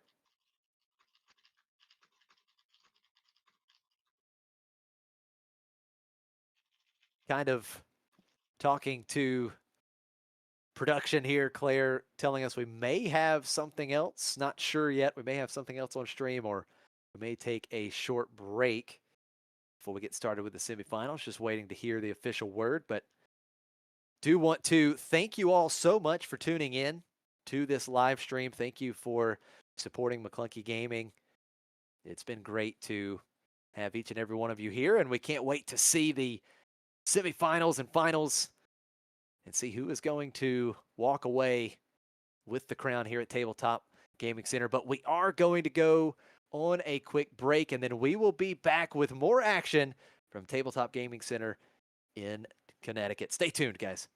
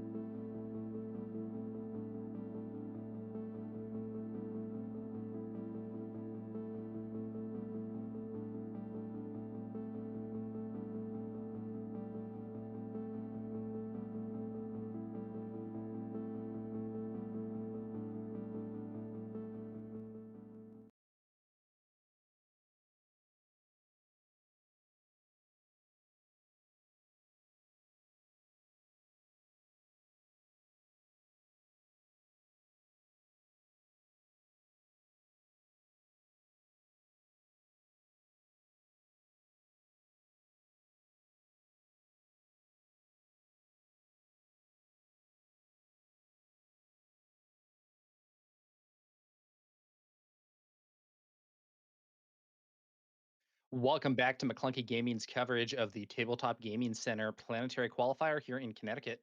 We are about to move into the top four, and we are going to be featuring the match between Nicholas C. and Mike G, aka Bobby Sapphire from KTOD. These players looking to move on to the finals. And we're going to have to see how it goes. I know that Bobby Sapphire is running the Cad Bane Tarkentown Weenie deck. We saw some strong results from that earlier. I am Tower number 9, joined here by Josh Snyder from Next Gen Gaming SC. Josh, what do you think about this Cad Bane build? Personally, I love it. I think the more aggressive style, this go wide style, is very interesting to me. I love how it was kind of built to counter the Quinlan, right? Quinlan decks were really popping up. Quinlan Tarkentown was, kind of on top for a few weeks, and you saw Mike kind of shift to this Cad Bane deck. The Cad Weenie deck is what they're calling it, just to try and help shore up that matchup. So I love it. I think it's a really fun deck to play. I took it for a spin a little bit throughout the week, and I'm excited to see this particular matchup with blue red hero forest, right? These Han decks, these Yoda decks doing super well, and 3 of the 4 of our top 4 red blue hero force decks. And I believe Nicholas here is from the Dodana's Disciples team, but Okay. he and Bobby Sapphire were teammates on the Hyperloops group back in the Star Wars Destiny days. So we will see what happens here. Very cool. And So former yeah, teammates, you love Han it. onto blue 28 HP Force, a deck that's had a lot of presence in the meta ever since the Legends of the Force set released, going up against the Cad Bane Weenie deck here from Bobby Sapphire. Let's see how this match goes. Yeah, should be exciting. Both of these players looking to, as you mentioned, take home the title. Now, Bobby searching for that planetary qualifier win.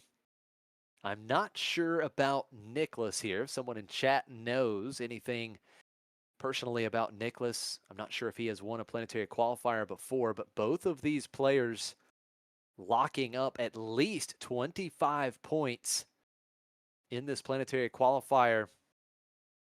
And I know that Bobby Sapphire has made the top cut and at least one other PQ this season, right? In season 1. So we know that he has some points already on the leaderboard. But again, not 100% sure on Nicholas. If anybody has any info, that would be awesome. But it looks like Bobby Sapphire will start with the initiative in game 1, and do have chat filling us in here. No win yet for Nick, so appreciate the info.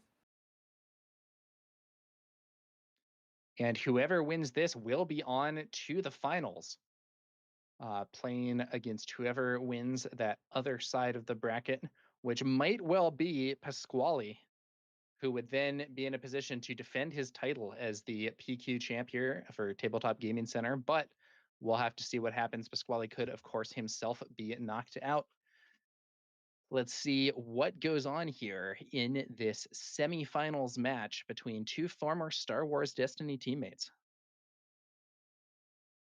Yeah, both of these players desperately trying to secure those points. Again, if you win the planetary qualifier, you get the 100 points. You lock yourself into the main event of the Galactic Championship. So that's the goal here.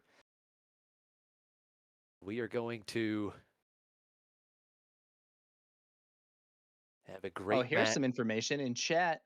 Teddy saying Nick has 2 top 8s in season 0 and was the former Puerto Rico champion for Magic. Wow. Also a great guy. Yeah. Yeah, So that's some fantastic. competitive results, and here we go.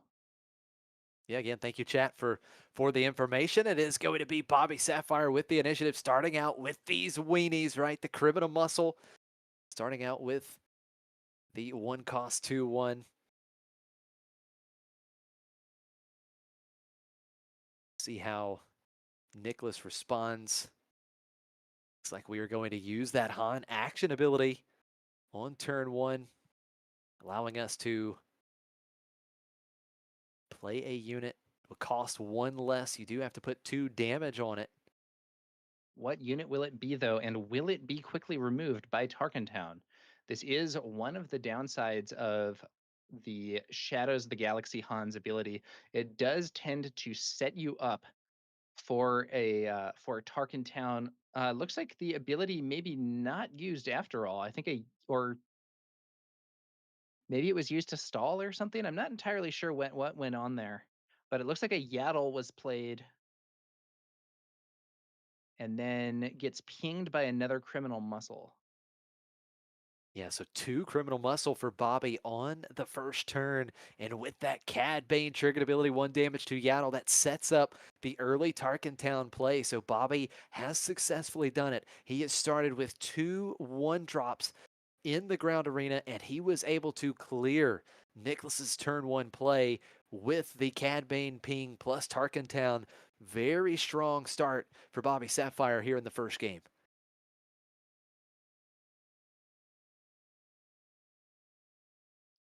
All right. Well, here come the criminal muscle guys attacking in, getting that multiple small units weenie gameplay going here with, I believe, a swing onto Nicholas's base.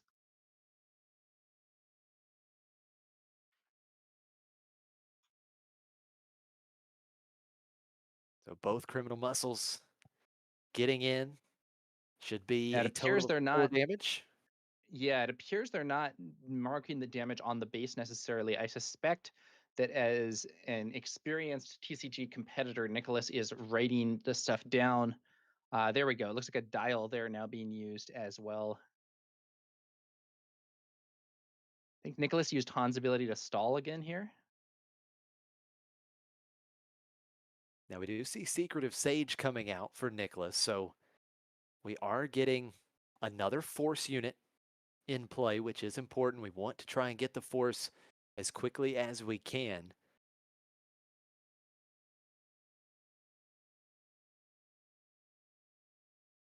Get back over to Bobby. He still has all 3 resources ready. Teddy Ski in chat said he did also make our team shirts that have our favorite Josh Schneider quote on the back. He's going to deploy Poe Dameron into the ground arena. That's pretty cool. So again, thank you guys for sharing all that info. Love to hear really cool things about these players. And look at this. It's another 1-cost unit. This time it's Greedo. So the Quinlan triggered ability pinging off that shield token on the Secretive Sage. And then that sets up McClunky. McClunky, yeah, being able to bounce the criminal muscle, take out the Secretive Sage with 3 damage, and then replay the criminal muscle. This is textbook from Bobby Sapphire here early in this game one, being able to completely mitigate both of these early unit plays from Nicholas, and he has 3 units in the ground arena. He's showing 7 damage there between those 3 1-cost units. Yeah, it's a quick start here for Bobby Sapphire with Nicholas's early plays being stymied by a combination of Cad Pings, Tarkentown, and that copy of McClunky. This is a situation where Nicholas is going to need to find some answers quickly, or that damage on base from all those small units is really just going to add up. Let's see what he can do. So here we go. Here's a Grogu. Now, Grogu, of course, not a big threat. He only has 1 power, but that 1 power can be set up nicely to potentially take out some of these cheap units that Bobby Sapphire controls. Now here comes the damage train. Greedo getting in first, so Nicholas up to 7 damage on base. And it will Doesn't just look like we continue have to a pour forced on. throw from Nicholas here. He has the resource left, but doesn't have anything to do with it. Takes the initiative. Yeah, just taking the initiative. 11 damage on Nicholas's base. And look at this. Oh my goodness. 5 units now in the ground arena. Aura Looking Singh and the looking trooper really coming out. bad This is here for Nicholas. crazy. My goodness. Yeah. What a start for Bobby. Yeah, so we have what, 13 damage there. So that's like not quite lethal, but it's getting close and plausibly could be lethal with some pumps.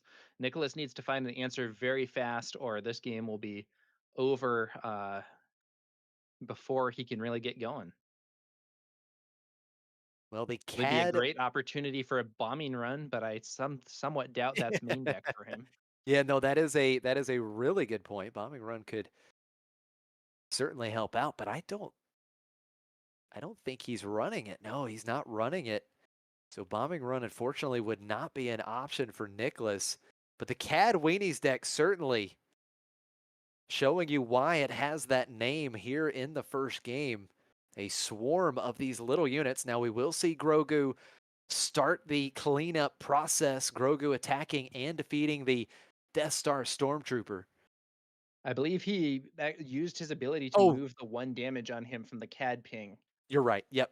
Use the action ability. Did not attack. Yep, that is my apologies there. Now we see. Now here we go. Bobby's going to shift gears a little bit. He's going to play a big unit this time. We see Zuckus come out 6/6 with Saboteur, which could be great if Nicholas had something like a Chirrut. The problem with Chirrut here also is that Nicholas hasn't actually had an opportunity to get the Force. It's a situation where if he had a Chirrut in hand, it might have actually been better to attack with Grogu and take that damage instead of moving the damage, as it would enable that Force token to allow Chirrut to be more defensively effective. But we'll see what he does. Still has all his resources, can deploy Han this turn and get at least some damage headed back into those units, but he's really getting overwhelmed here by this swarm. Absolutely, Bobby has done a fantastic job just loading up this ground arena in game one. We see another 3 damage from Greedo. Nicholas up to 14 damage on his base. Now Han Solo leader unit was deployed. And we do see Han taking care of one of the criminal muscles, but just more damage pouring in here. 16 damage on Nicholas's base. That damage is adding up fast, Josh. Nicholas is in a lot of trouble here. He hasn't spent his resources, though. Let's see what he can do. He's paying 4. No, it looks like he's going to pay 5 here. Of course, we could even see the, oh, look at this. It's the Force Lightning. So Out Force of aspect, Lightning Force out of Lightning. aspect. Yeah. Defeating That's Aura going to Singh. and that is going to set him up for a potential Mortis Anakin double -3/-3, since he has now both a heroism and a villainy card in his discard pile, with the Yaddle for heroism and the copy of Force Lightning there for villainy. However, I'm not sure that will be enough. Yeah, it is a good point. Being able to get the villainy card in the discard pile, very important for that Anakin Skywalker. But Bobby Sapphire does have the initiative here, and with Zuckus, that 6/6 unit in the ground arena coming through, that is going to be 22 damage on Nicholas's base. Does he have that Anakin? Can he take out potentially both of these cheap units? The problem is he still has to find an answer for that Zuckus, because if Zuckus swings again, that would be game. Yeah, I'm not sure Anakin is actually going to be a viable response here. Maybe he could, yeah, I guess maybe he could do like use Grogu to move damage or swing to kill one of these units. The other one swings. Han crashes into Zuckus, and then you play Anakin. But even then, Cad Bane flip would put him in massive trouble, and it looks like he's scooping it up. Yeah, Nicholas has seen enough in the first game, just cannot respond to the swarm. Bobby Sapphire with a strong win in game one. He has the early lead, now just one win away from the finals as these players get ready to take a look through the sideboards. Yeah, Nicholas was really not able to slow Bobby Sapphire's momentum with all those one drop units. He removed a few of them, but Bobby Sapphire just kept playing more, and the Han Solo deck didn't really feel like it had much of a chance to get its defenses up. Yeah, no, you are absolutely right. It was the perfect swarm early, being able to take out Nicholas's turn one play, then his turn two play as well. And, that just put Nicholas in a position where he was so far behind And Bobby had so many of those cheap units, he just could not respond. And, you talked about it. I bet Nicholas would love to have a bombing run in this particular matchup. Bombing run is so good against those Space Swarm decks that we have seen, the Darth Vader pilot decks, but against this Cad Bane Weenie deck, hitting a bombing run into the ground arena could certainly be very useful as well. But again, unfortunately, Nicholas does not have that option in this match. Going to the sideboard here, taking a look at Nicholas's sideboard, he does have open fire that could come in, just some extra removal. He also has the Mystic Reflection, which could be good early removal or good cheap removal if he has a force unit. So he does have some extra removal in the sideboard that could come in. And interestingly enough, Nicholas actually has one Chirrut in the sideboard as well. So there was two Chirrut, the 4-cost 3/5 from Legends of the Force in the main deck, and one in the sideboard. So I would definitely expect to see that Chirrut come in, and I think Mystic Reflection could be good against some of these weenies as well.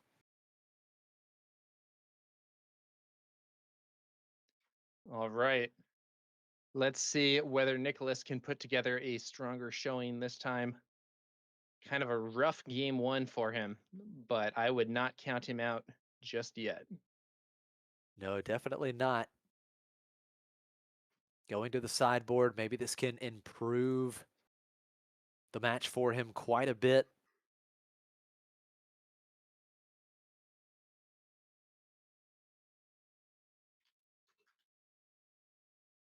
Now, at least the tokens are showing us that Bobby will start with the initiative once again. If Nicholas could dodge the early ping plus Tarkin Town, he would love to do so. Tower, how do you feel in this particular match if Bobby doesn't find two 1-cost units, which obviously there is a good chance that he does. He is running quite a bit of 1-cost units. But if he didn't find two and he were to pass, do you think Nicholas is happy just taking the initiative and moving on to turn 2? I, given what happened in the first game, I think he probably would be happy with that. It's a lot better than the opponent developing 2 units, but we'll have to see how it goes. The players going ahead and drawing those initial hands.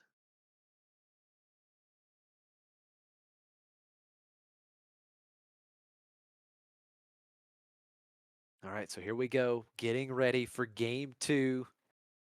Must Some of win Bobby situation now Sapphire's for Nicholas. teammates razzing him a bit in the chat for shuffling a lot. Look at this. Love the friendly banter from Underwhelming Barrage and Stevie Getz. Love it. That's great. It's Nicholas, though, who's taken more time here with his resource choices. Let's see how this turn one is going to play out. I would say that in the previous game, turn one went very well for Bobby Sapphire. Yes, it did. The question is, did Bobby once again find two 1-cost units? And I will say this, Tower, the fact that Bobby was satisfied with that opening hand, I would not be surprised at all if he once again has two 1-cost units. Yeah. So I think that's a pretty good heuristic there, Josh. I suspect that's what his deck really wants to do, and I don't know. I mean, maybe there are some 2 costs in there as well. I'm not super familiar with his build, but I think double 1 cost is really what you want when you're playing one of these multiple small units builds. And I suspect that Bobby Sapphire keeping his hand does mean that that's on the way. Yeah, absolutely. So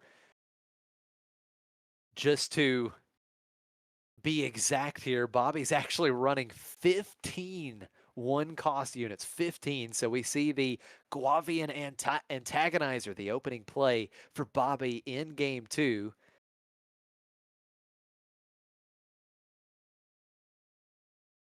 And now we are going to see Nicholas use the Han action ability, actually playing Owen Lars for free here. It only costs 1, so you play Owen for 1 less. He does take a couple damage, but if you're Nicholas, you're okay with Owen being defeated here. You do still get some value, and you would be able to search for a force unit. So now Bobby kind of has a decision to make on his side if he has another one cost unit. It looks like he just passes here, either passed or claimed. We see Secretive Sage coming out, so it was just a pass. Secretive Sage coming out for Nicholas. And now Bobby looks like he's going back into the arsenal of one cost units as a criminal muscle. And this is really strong because that criminal muscle, when played, can take out the shield token on the Secretive Sage and then the Cad Bane trigger, finishing off Owen Lars. Let's see what Nicholas can find here with Owen Lars's ability. Would So if be a you're not, great time for a raid, but I don't think that's going to be in the build here. we do see the Anakin Skywalker coming out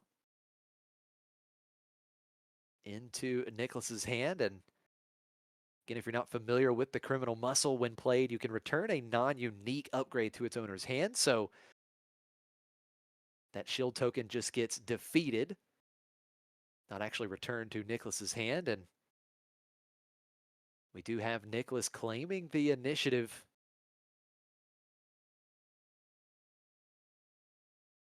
He just has to do a good job at cleaning up these early plays. We know that Bobby is going to put multiple cheap units in play, and Nicholas just has to focus on stabilizing early any way he can.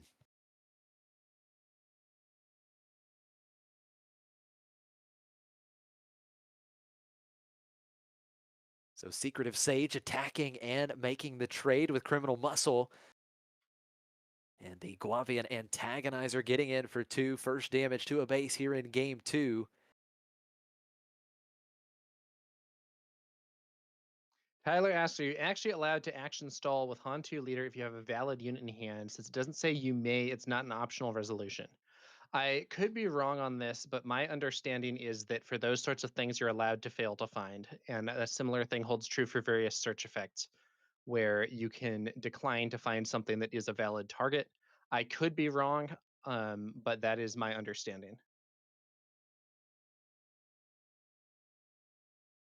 So now we do see Bobby playing another one cost units, or more one cost units. We've got the Greedo coming out. Now here is a nice play for Nicholas. We do see the Itinerant Warrior coming out. And what this does is it puts a shielded unit on the board. So you can hopefully kind of soak up a ping and then still be able to make a trade. But if Bobby has another unit here, this could be bad again, Tower, because Cad ping and then being able to take out with Tarkentown potentially. But look at this. We're going to see McClunky. Yeah. Um, so McClunky is, I believe, an underworld card. So I think Cad's ping could be used here to remove the shield, and then the McClunky damage could kill the unit. I'm not entirely, maybe I don't understand the timing there, but I'm pretty sure you can do it that way. So it looks like the McClunky just dealt the 3 damage to remove the shield, and then the Cad ping put the Itinerant Warrior up to 3 damage. And then Bobby using that epic action on Tarkentown to clear it out. But I mean, once again, it's still a win here for Bobby one way or the other, because you've done it again. You have cleared out each of Nicholas's early plays, and you have the pressure on the board here. Okay, and chat's saying I'm wrong on that timing. You have to fully resolve the event first and then do the triggers. I might be getting it. I might be getting it mixed up with triggers from some other non-event cards. There, I'm not a big Cad Bane player, to be honest with you. Okay, so now, regardless of that timing, though, Bobby Sapphire does find a way to clear him. Just has to use Tarkentown as well. And now it looks like we are going to go on into the next turn. Once again, Nicholas has nothing on the board.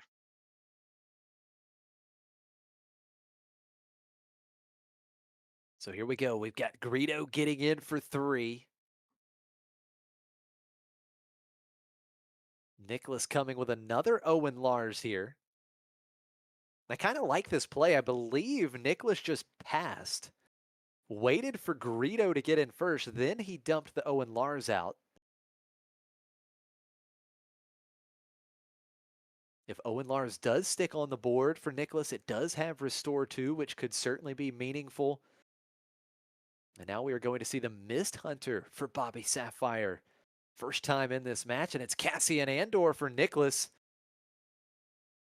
One thing that's good for Nicholas here, that Cassian Andor has 5 HP, so can certainly soak up some damage and help clean up this ground arena. We do see the Antagonizer attacking and defeating Owen Lars after the Cad Bane triggered ability dealt that 1 damage to Owen Lars.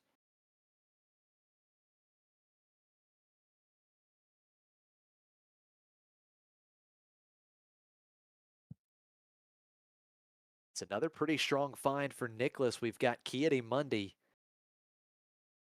And keep in mind, right now, Nicholas does have the Force. The Force is with him. And he is going to need it to try and send this game, or this match, into game 3.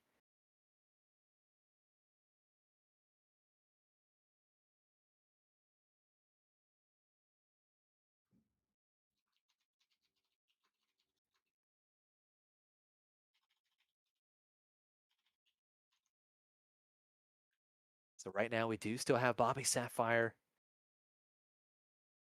controlling several units on the board, but Nicholas does have the Cassian presenting an answer to these ground units. Nicholas will be on 5 resources this turn. So Han Solo can be deployed. That can also help in cleaning up the ground arena. Now, I do have to say, Tower, it feels like a little bit of a better start for Nicholas, right? Bobby has not been able to swarm quite as much as he did in the first game. Yeah, that's absolutely right, Josh. We saw all those one costs offering a lot of power there in the previous match, and you know it's looking a little better, like you said. And here's an open fire to remove that Mist Hunter.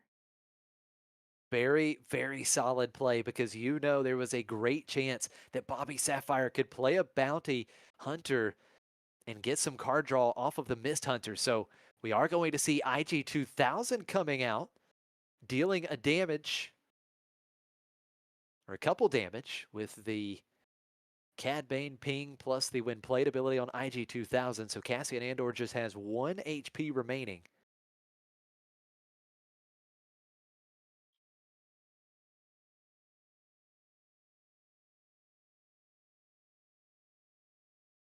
Nicholas still has a couple resources to work with. He can still deploy Han Solo.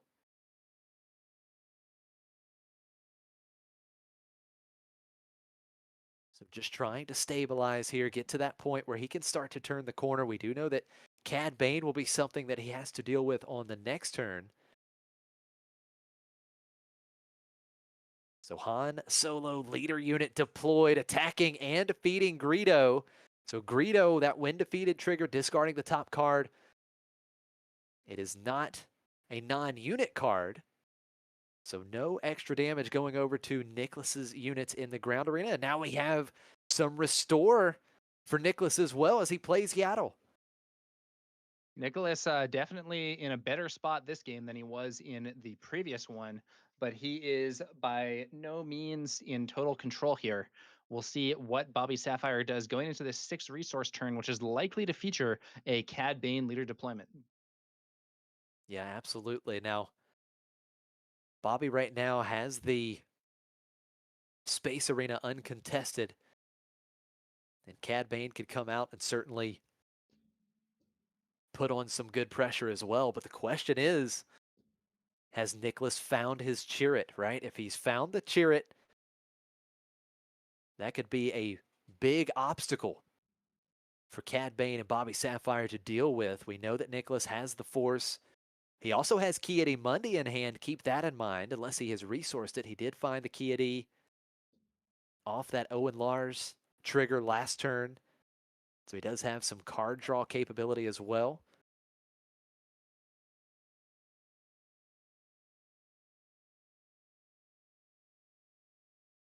I think Owen Lars is a Hmm. great, I mean, it's a great value card regardless, but certainly giving Nicholas some more options here.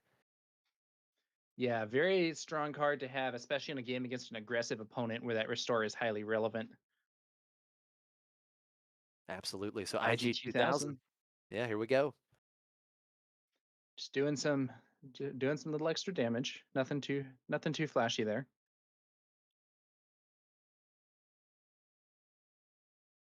Now, who blinks first on this turn? See, Nicholas has 3 ready units in the ground arena, so he could use some of these units to start attacking and see what Bobby plays. And I think Yaddle was a great option here because you get that 2 damage in, you get to restore 1. Every damage that you can restore in this game, knowing that you're playing this aggressive Cad Bane deck, it is super critical.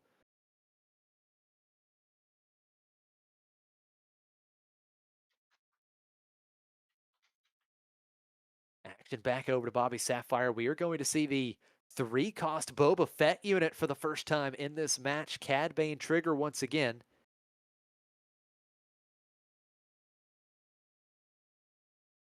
So that will be another damage to one of Nicholas's units here.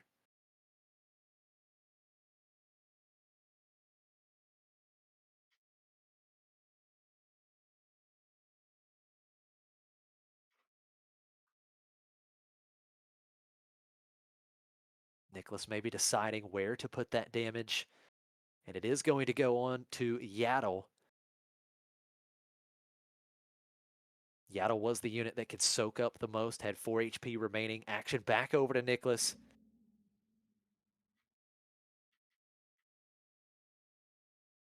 Classic Boba Fett Disintegrator, a card that was sort of a terror in set 1, but has become much less frequently seen. However, still a decent card for sure. Here comes that Cad Bane leader deployment. Yeah, Nicholas dancing around it a little bit. Han Solo got into Tarkin Town for 3, but Cad Bane out now. Nicholas is going to put 3 damage on Cad Bane with Cassian Andor, and now we are going to see Bobby swinging for a total of 4. Cad Bane has 2 power plus raid 2, so attacks for a total of 4. And here is Luke Skywalker, triggered with a -6/-6 because Cassian Andor was defeated. Cad Bane leader unit wiped out here. Very strong play for Nicholas. Let's see what Bobby Sapphire does with his remaining resources. Looks like it's going to be a Reckless Gunslinger from Smuggle. So that is going to be 1 damage to both bases here. Um, did Bobby put the 1 damage on his base?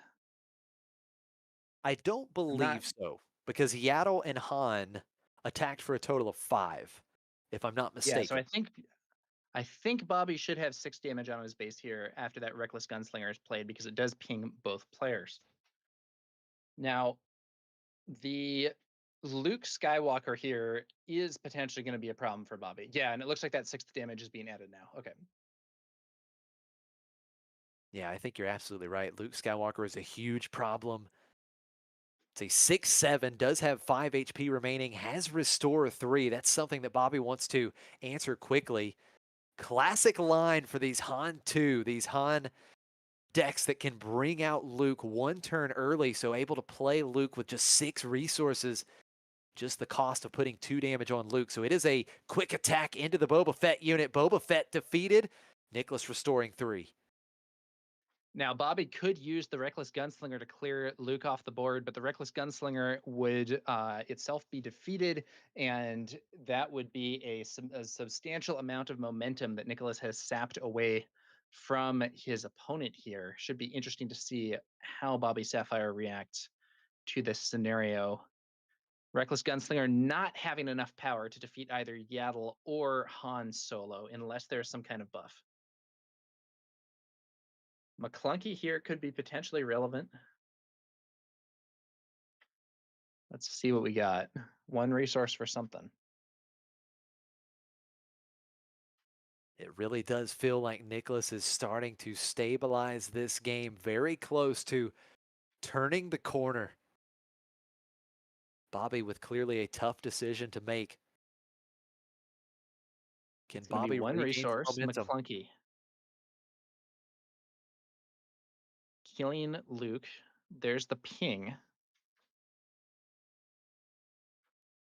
Well, certainly not a bad play. Reckless Gunslinger is bounced back to Bobby's hand. And you answer the very threatening Luke Skywalker that is continuing to restore 3 from Nicholas's base if he sticks around. Yeah, that Luke has got to go. Not only is it a ton of power on Nicholas's side of the board, but maybe more importantly for this scenario, it's restore 3. But here's another Luke. Wow, Oh, back-to-back turns with Luke Skywalker. that is not what Crazy Bobby stuff Sapphire for wants to Nicholas. see here. IG No, 2000 off the board, -6 because the previous Luke was defeated, and I think Bobby's scooping it up. there you go. Back-to-back turns with Luke Skywalker. Bobby said that is too much for me. Too much force here in game 2 for Nicholas. He has tied it up. We'll have a game 3 in the semifinals here at Tabletop Gaming Center. Players still have an ample amount of time left, with the extended time in this top cut. Round one was a very strong win for Bobby Sapphire. Round two was a pretty convincing win for Nicholas. Let's see what happens here in game three as we move on to the final game of the match. Winner moves on to the finals. Well, this is what we want to see, folks. A game 3, a chance to get into the finals, a chance for both of these players to potentially get their first planetary qualifier championship. Big That opportunity here. Luke Skywalker Jedi Knight has essentially ever since set one been one of the best cards in the game. Oh, absolutely. That card is phenomenal. And I think the advent of some of these more force based strategies here has made him, if anything, even better. He enables force throw, he can attack and get you the force token. Just a really strong card all around. Yeah, there's no doubt. In game 2, Luke Skywalker, the Jedi Knight, was Nicholas's knight in shining armor, helping him cross the finish line in game 2. Nicholas had his back against the wall, but was able to kind of dodge the big swarm in game 2. Of course, we saw Bobby in game 1. It was a ridiculous swarm early in the game that Nicholas just could not answer. Now, here in game 3, it looks as though Bobby Sapphire is going to let Nicholas go first. So Nicholas will have the initiative.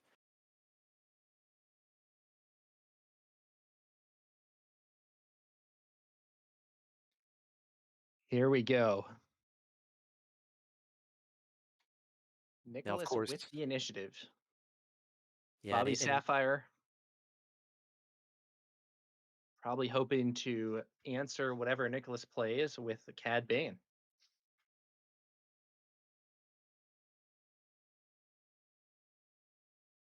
I think Nicholas Nicholas with the could. initiative. Maybe he's happy to pass here and just kind of wait and see what Bobby does. Yeah, there is a weakness. We were discussing this a bit earlier. If Nicholas passes and Bobby Sapphire plays a one drop, then if Nicholas passes again, Bobby Sapphire can take the initiative and deny Nicholas a turn one play. Whereas if Nicholas then plays a card, it can potentially get pinged anyway by a second one drop from Bobby Sapphire.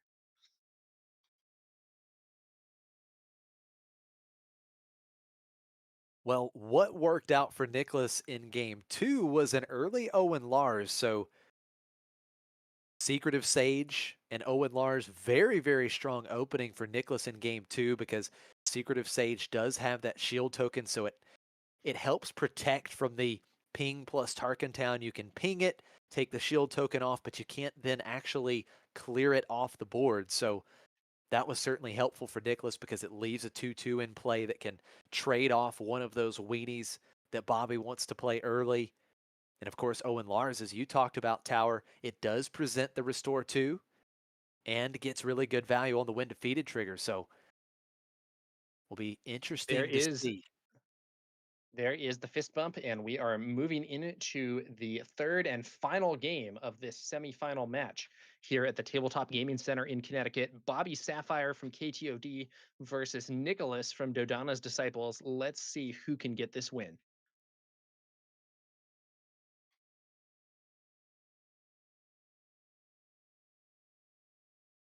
The Bobby Sapphire's teammate still roasting his shuffle time in the chat, but with the extended rounds here for that top cut, they still have an ample 36 minutes remaining before time is called. I suspect that they will be able to finish this without even going into extra turns.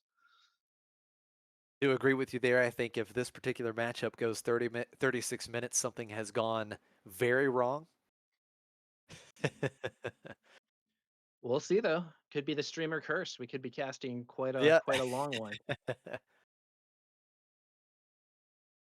Nicholas with the initiative, Yeah, but I Nicholas with the believe initiative. maybe making his resource decisions or mulligan decision. There are the resources. Let's get going. So is it a quick pass here? Right back over to Bobby. It looks like it is, and we are going to see the first one cost unit of game 3. It's the Death Star Stormtrooper. We do see Nicholas playing Yaddle. So if Bobby has another one cost Underworld here, if he has an Underworld unit, he can ping here. And he does. He's got the Guavian Antagonizer. Cad Bane. Triggered ability 1 damage to Yaddle. And Bobby Sapphire wasting no time. Clearing it out with the epic action on Tarkin Town. 3 damage to the damaged Yaddle. And a little deja Yeah, that vu from game 1. that d- that double one drop start paying off for Bobby Sapphire. He was able to play a unit after his opponent passed, and then still have a one cost Underworld play to ping Yaddle and trigger Tarkentown to get her off the field. So we are now looking at multiple small units here for Bobby Sapphire, putting some serious pressure on Nick's base. Absolutely. 5 total power being represented between those 2 ground units right now. And Nicholas having to start back once again here on turn 2. He is going to play Yoda. And I do like this play on turn 2. Yoda has Restore 2 and also generates value when defeated. So here it is. Nicholas is going to claim a total of 5 damage to Nicholas's base. And Bobby still has 3 resources to work with. Are we going to see the big swarm like we did in the first game? There's McClunky bouncing back the antagonizer, pinging plus the 3 damage, and then the ping will take out Yoda. Yoda will not have an ability to restore here in game 3. This is looking very reminiscent of game 1 to me, Josh. Bobby Sapphire clearing Nicholas's unit yet again and threatening a lot of damage. I believe there is 7 damage on the board there, plus any additional damage he could potentially be getting with buffs. Nicholas needs to hurry to turn this around, but has not even been able to get the force token. So cards like Chirrut or the Itinerant Warrior are not going to be offering full value here. You make an excellent point. And Itinerant Warrior is so good in a matchup like this, right? Because you can get that heal, plus you get the body with a shield token, but without the force, you are not able to heal any damage. So very tough spot. Same as game 1. Bobby Sapphire going into turn 3 is presenting a total of 7 damage in the ground arena. First action for Nicholas. He has the initiative. Let's see if he can try and start to turn this game 3 around.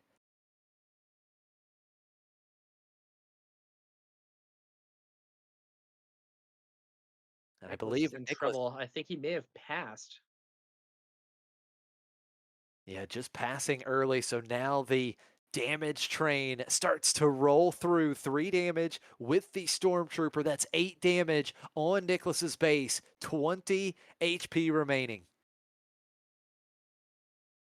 And Bobby Sapphire's base is still untouched, 25 HP remaining, though Target Town has been used.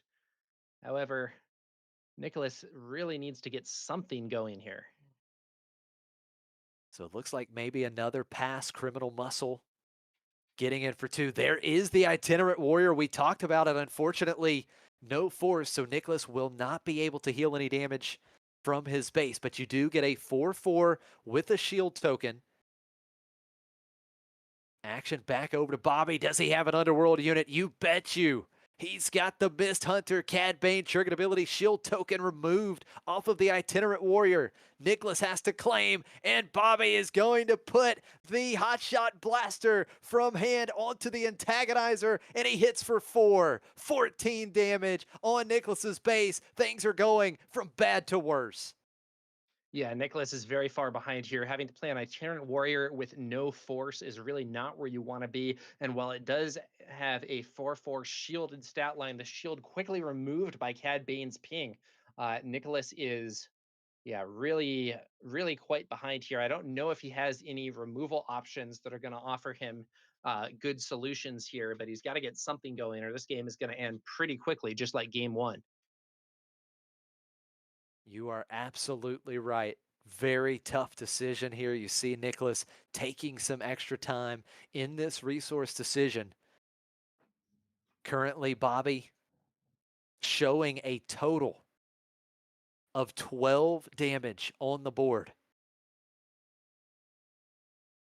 So that would put him just 2 damage shy of winning this game and advancing on to the finals. And you know this deck has ways to pump its units. Now, Nicholas does have the initiative, and with the Itinerant Warrior in the ground arena, will at least be able to stop one of these big threats. I'm assuming the Antagonizer is the best target here, so there we go. Antagonizer and Itinerant Warrior trading here. The bounty is claimed for Nicholas. He draws a card and he gets the force in the process when he attacks with the force unit. Force finally enabled here for Nicholas. Let's see what he can do with it. Maybe a chariot or something could serve as a major obstacle here in the ground arena, at least, so that Mist Hunter would still be able to be pushing damage in the space arena. Could potentially, I don't know, like chariot, and then you play a force throw from the chariot. That could be pretty good. Let's see what he does. Well, he is paying 4 here. Does he have the chariot? That would be a fantastic roadblock for Nicholas that Bobby would have to deal with. Keep in mind, Yeah, Han Mist Solo Hunter can would. be deployed as well. Looks like Nicholas might be rethinking the play, going for 3 resources for something. Let's see what it is. There's already 17 damage on the base, though. He's really in trouble. Oh, it's going to be Kiadi drawing Kiadi. 2. Okay. I would much rather have Chirrut here than Kiadi, I think. Yeah, I But totally agree that with you. assumes that there are other cards in the hand that work well, and there may not be. There's Boba. Yeah, Boba Fett coming back out. Cad Bane triggered ability. 1 damage will be dealt to Kiadi.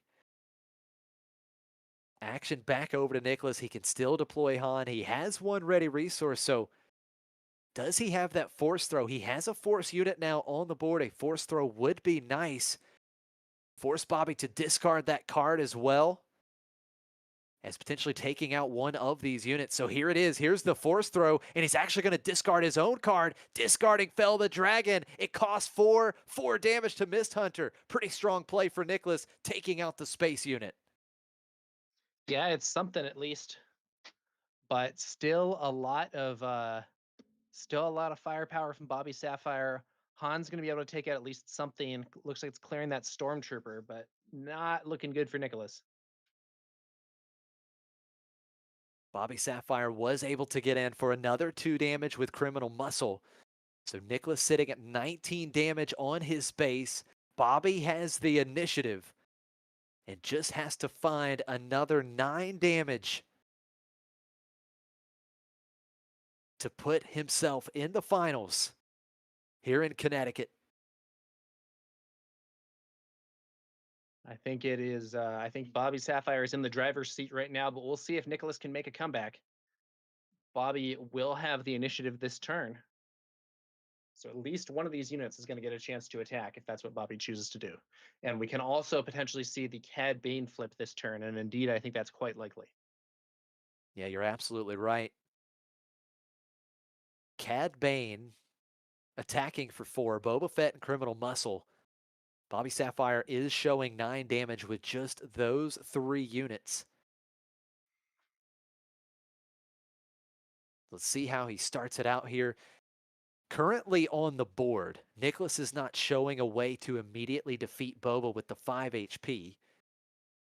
So Bobby attacking first with the Criminal Muscle to get the guaranteed 2 damage in. Maybe the line of play to go for here.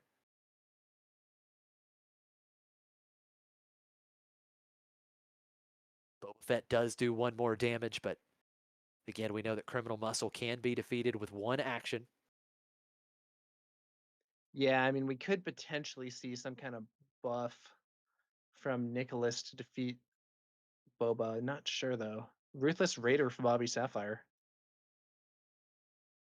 2 more on base. Yeah, Ruthless Raider, when played, you get to deal 2 damage to a base and a unit. So that is going to put Nicholas up to 21 damage on his base. 2 damage on Kiadi Mundi there, it looks like. Nicholas still has to deal with not only the stuff on the board right now, but also that Cad Bane leader deployment.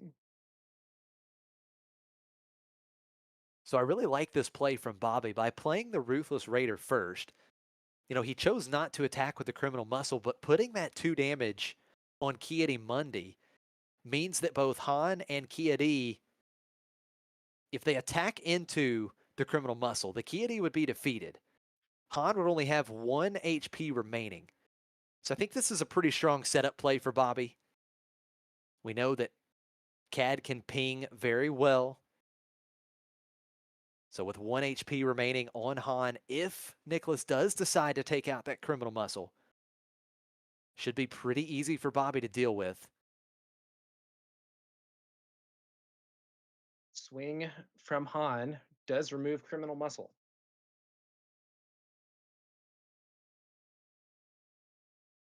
Yeah, and even with the Criminal Muscle defeated, Boba can deal 3 and Cad Bane is showing 4. So Bobby is still presenting Fatal on this turn. Nicholas will have to have an answer to the Cad Bane leader unit once it deploys. Boba gets in for 3, 24 damage on Nicholas's base. It's looking bad here for Nicholas. Bobby Sapphire in a pretty commanding position. In chat, people are suggesting that Bobby Sapphire may have played that Ruthless Raider to avoid potentially losing it to a forced throw. There's the handshake. It's over. Wow, there it is. Bobby Sapphire takes it in game 3. The 2 former teammates, a clash of titans. Bobby Sapphire coming out on top, and he is heading to the finals here at Tabletop Gaming Center. Great match from both of these players. Yeah, you know, in that second one, Nicholas was able to hold off the aggression, but in games 1 and 3, Bobby Sapphire's multiple small units attack was just kind of overwhelming and didn't really feel like Nicholas was able to stabilize or even necessarily get all that close to stabilizing in either of those rounds. You know, one Very well thing, done for Bobby Sapphire. yeah, absolutely. One thing that I really felt was missing was Chirrut, right? I mean, Chirrut is the piece against these aggro decks, right? Especially the ground-based aggro. I mean, you need that Sentinel, especially being able to make it difficult when you have the Force. And unfortunately, Nicholas just wasn't able to do anything with Chirrut in that match. Yeah, I mean, he was struggling to even get the force token, to be honest with you. Yeah.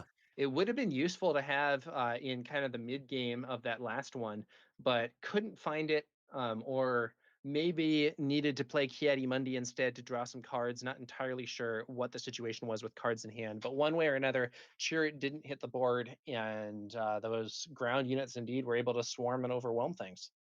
Yeah, absolutely. And I think even without the force, right? I mean, just having a sentinel unit, a sentinel big body in the ground arena just to be able to try and soak up some of these small one cost units. I mean, I think it would have went a long way, but just wasn't able to put it together and line it up just right. So, what a match. Bobby Sapphire advancing on, and we know that Bobby Sapphire will be so hungry for this first planetary qualifier win, locking up some additional points.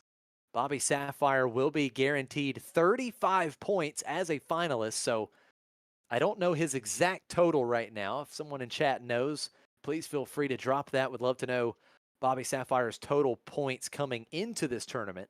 But he is guaranteed another 35 and 25 points for Nicholas.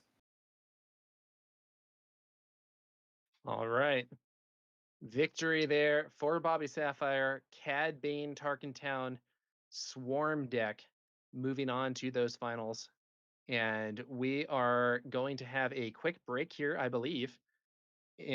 Claire is about to go and check on the other match, and we should have the finals for you shortly. Once that match concludes, I believe I can see them still playing on the crowd cam though.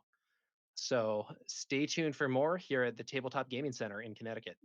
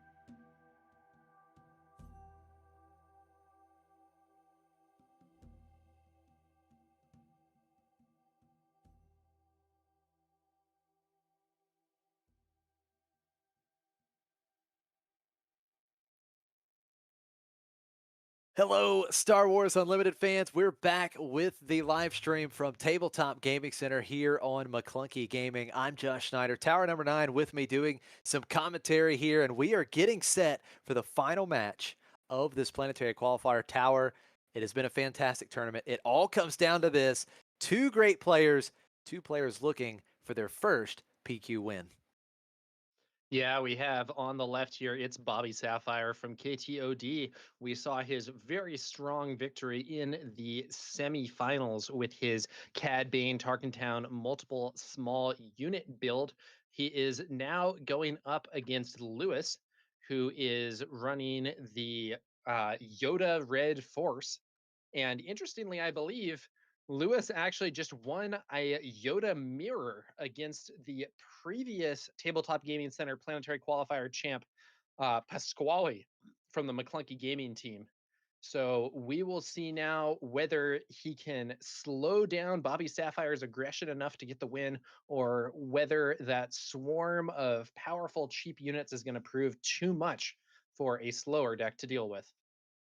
Yeah, you make some excellent points for sure. Again, you just mentioned it. The defending Tabletop Gaming Center Planetary Qualifier champion Pasquale knocked out Lewis, taking him out in the semifinals. What a run it's been for Pasquale, of course, winning the Planetary Qualifier here at this store last set.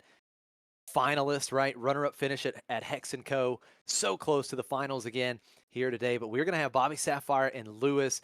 And, Bobby Sapphire just had to take down one of these blue-red Hero Force decks. He's going to have to do it again. And Tower, the first thing that really stands out to me, you mentioned a card last match that would have been so impactful for the blue-red hero deck, right, for Nicholas, and that was Bombing Run. Well, Lewis has it. He does have one Bombing Run in the sideboard, and he also has another card that could be so good against this swarm in the ground arena, and that's Grenade Strike. So there's definitely, I feel like, some more answers and some more plays for Lewis to really help stabilize this game. Yeah, and I do think another interesting point here is that Lewis does have access to Ray. So Yeah. Ray, if Lewis can set up the draw and draw a Ray from the various card draw effects, Kiadi Mundi, Red Squadron, X-Wing, etc., the ping there that from that ability when you draw Ray is going to be actually enough to remove a lot of those cheap units that Bobby Sapphire has been playing, and could be very relevant if Lewis can set it up. Yeah, no, I think you make an excellent point there. So really, I mean, there's multiple ways to deal that little bit of damage, take out these cheap units. And so I think Ray is probably going to be the main source of that in the first game. But, again, then we get into that second game. Moving on from there, we can see these cards like the Bombing Run and Grenade Strike coming in. So definitely some more effective answers for Lewis. On Bobby's side, right? I mean, this stays the same strategy. I mean, you want to try and set up that early ping plus Tarkentown, take out that early unit that Lewis wants to play.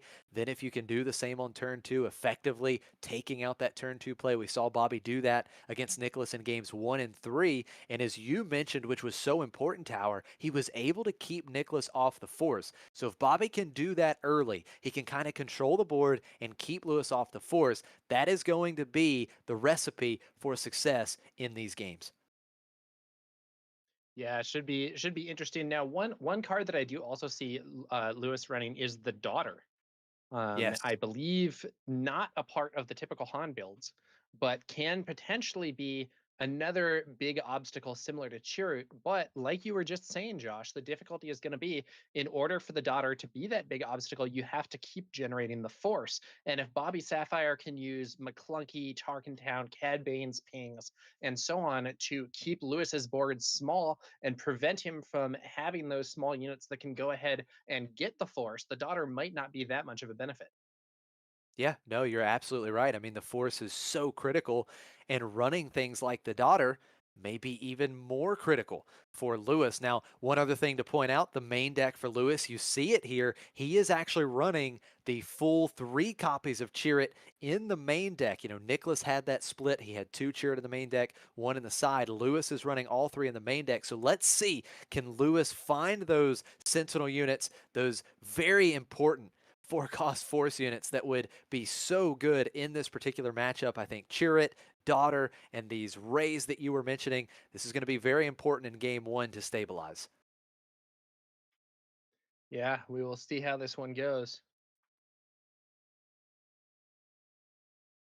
Now, if the token is correct, we've got the yellow KTOD token, I believe, as the initiative token. So looks like Lewis will be starting with the initiative for the first game.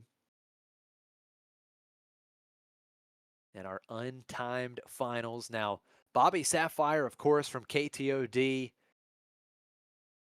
a fan favorite throughout the community, but Bobby has made so many top cuts in these planetary qualifiers. He had several in season 0. This is his second top cut appearance here in season 1. He has 15 points on the leaderboard going into this tournament, so he's locked up another 35. He's guaranteed to walk away at least halfway to locking a spot in the Galactic Championship, but he's hungry for that first Galactic Championship, and then, or excuse me, for that first Planetary Qualifier Championship. But then on the other side, you have Lewis. And Lewis, the same point total. Lewis also coming into this tournament with 1 top cut appearance in season 1. That was a top 8 at Hex & Co., and he has 15 points. So he is also going to be guaranteed to walk away with an additional 35, 50 points. But again, these players are looking for that win. They would guarantee 100 points, locking themselves into the Galactic Championship main event, and also a huge boost on the leaderboard for those top 32 prizes that you were talking about earlier in the stream. So this is important. This is huge for both of these players. And one way or the other, Tower, we are going to have a new Planetary Qualifier champion. That is absolutely right. That is absolutely right, Josh. Lewis defeated the previous champion of the store in his previous round in that Yoda red mirror. So I believe that is likely going to be kind of a long and crazy mirror. But we were seeing the other side of the bracket on our stream here, and now we're going to see which of the winners of those semifinals can come out on top and win the whole thing. Here we go. Bobby Sapphire are going to keep that hand, it looks like. So is Lewis. They're resourcing, and we're going to be off to the first turn.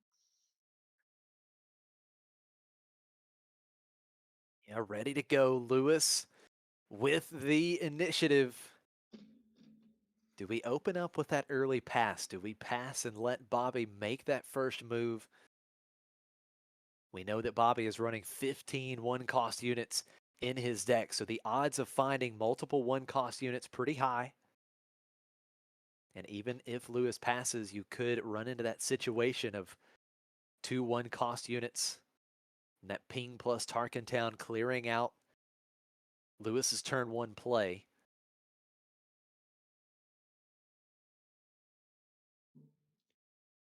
We seeing no plays from either side here on that first turn. I think that might be what just happened. Yeah, you're absolutely right. So no plays. That's very surprising. No plays for Bobby Sapphire. And of course, he is wanting to swarm this board. And I think if you're Lewis, right, you have to look at that as a win, right? I mean, if you're not staring down 2 1-cost units going into turn 2, I would like that personally. Yeah, I think Lewis is playing the slower, more control-y deck, and having no units played on either side on turn 1, I think suits him just fine. But let's see how things develop here as Bobby Sapphire brings out a Death Star Stormtrooper. So it looks like Lewis may have just passed after the Stormtrooper was played, and Bobby has just claimed the initiative. So we're going into turn 3 with only 1 card played so far, 1 unit. The Death Star Stormtrooper, very different than what we saw in the semifinal feature match. Absolutely right, Josh. In that match, we had quite a few units on the board at this time, but this time Lewis is passing. Bobby Sapphire taking the initiative, does get that 3 damage with the Death Star Stormtrooper, but that's really not that much of a board here from our Cad Bane player. So we've got that 3 damage. Now we see the I think it's an Addy Adi Galea. Galea. Yeah, Adi Galea coming out, the 2/4 for 2. And now it looks like Bobby Sapphire is going to have a great, strong 4-cost play. That is Forlom, the 4/4 with ambush coming out, ambushing and defeating the Adi Galea unit. Very strong I play think I for see a Bobby, clearing up the force C3PO unit. in hand. I think I see a C3PO in hand for Lewis earlier. So if he has a Ray, this could be his opportunity. He says 5, Oh, and there it there's the is. Ray. Beautiful stuff. He set it up with the Yoda action ability, and then he's able to play C3PO, calling 5. You name a cost, he names 5. It's Ray. 2 damage to defeat the Forlom and 2 damage to Tarkin Town. Great tempo play for Lewis, and Lewis has to like this spot early in game 1. Yeah, that's right, Josh. That is a very good development. The slow build up here without too many units hitting the board, and then the excellent situation there, being able to lose that Adigalia, not the most important card I think in this matchup. Enable Yoda's ability, set up the Ray on top of the deck, then play C3PO to clear out the Forlom. Very good scenario there for Lewis. Absolutely, and another thing, that C3PO is a 1/4, so Yeah. you're able to take out that Stormtrooper, stick on the board. Now, of course, the Cad Bane ping can take it out, but I mean, you have to love the way Lewis is setting this up so far. Now, the Stormtrooper does get in for another 3, so that's 6 damage on Lewis's base. C3PO quickly taking out the Stormtrooper. Yeah, I mean, in that semifinals at this point, Bobby Sapphire had like 4 units on the board or something, and he just had 0. Though he is going to be playing that Boba Fett. Yoda's ability used could be setting up Ray again potentially, although I'm not sure if there's going to be a card draw source in hand this time. Yeah, that is the question, right? So he does have the option to put Ray back on top. Now he just needs a way to draw cards. Of course, C3PO defeated with the Cad Bane ping. Now we're going to see the Reckless Gunslinger. That's 1 additional damage to each base.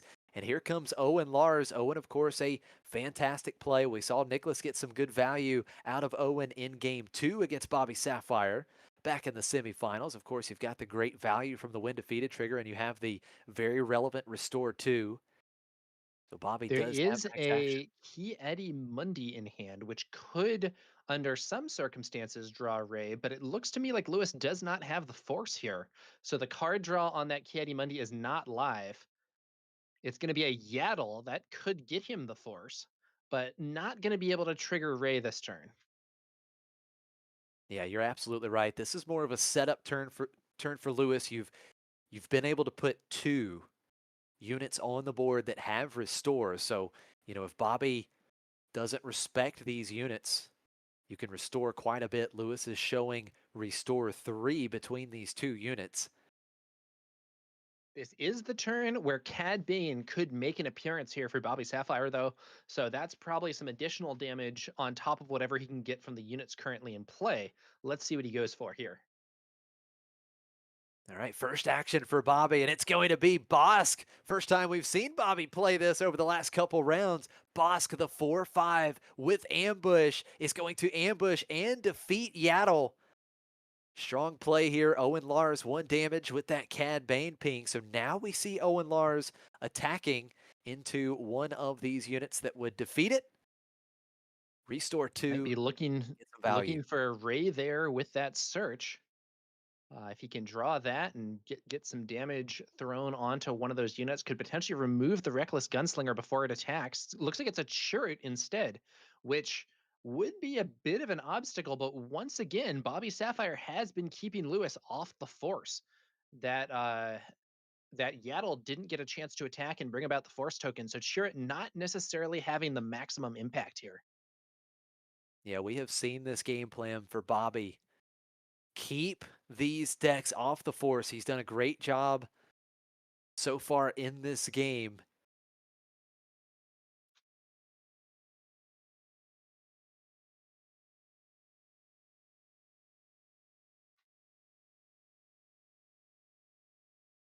Now we see the Yoda action ability used.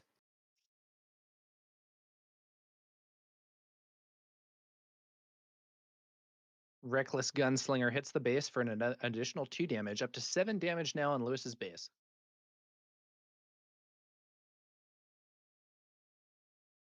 Now Boba coming in as well, so that's double digits in terms of damage on Lewis's base. 10 damage. We see another Owen Lars.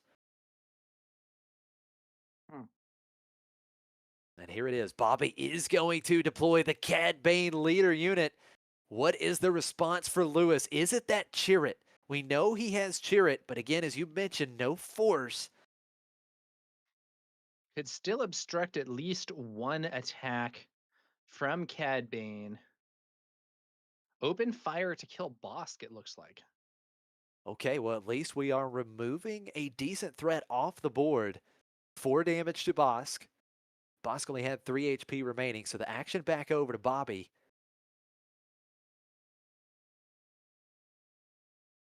And now Cad Bane is going to go in for 4, so that's 14 damage on Lewis's base. He is just going to claim the initiative. Now, Bobby still has one ready resource, and we know that this deck is good at taking advantage of one resource. There it is, another unit in the ground arena. It's the Guavian Antagonizer. That is going to be another Underworld unit for Cad Bane leader units. Triggered ability, 2 damage to Owen Lars. And this is what Bobby wants to see. A board full of units, 4 units in the ground arena. It does look like Lewis is stumbling a little bit here.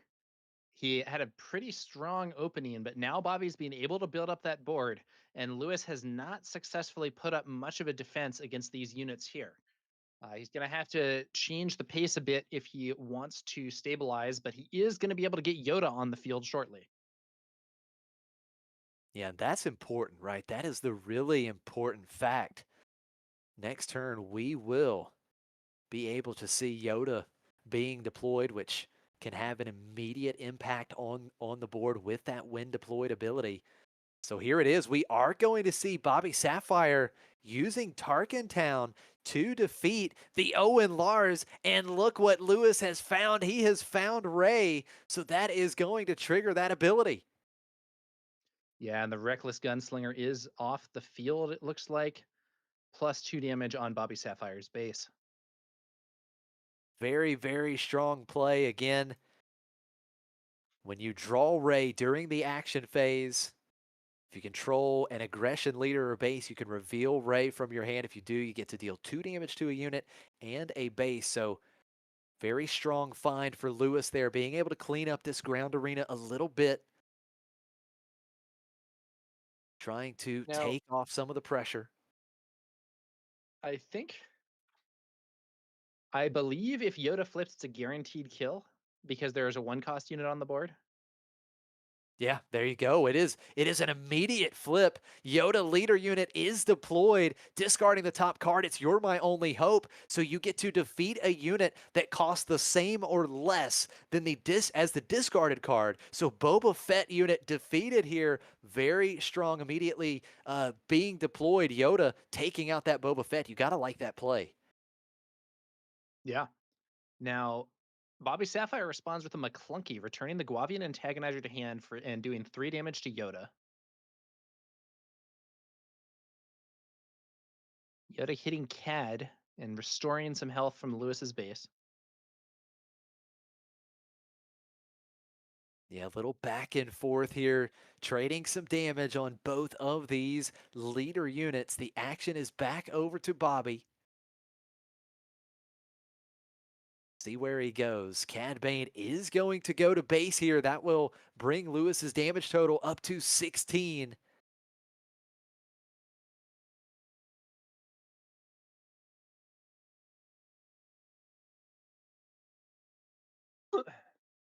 Now keep in mind, Lewis does have the force. I believe he is also holding on to Luke Skywalker. What does he play here?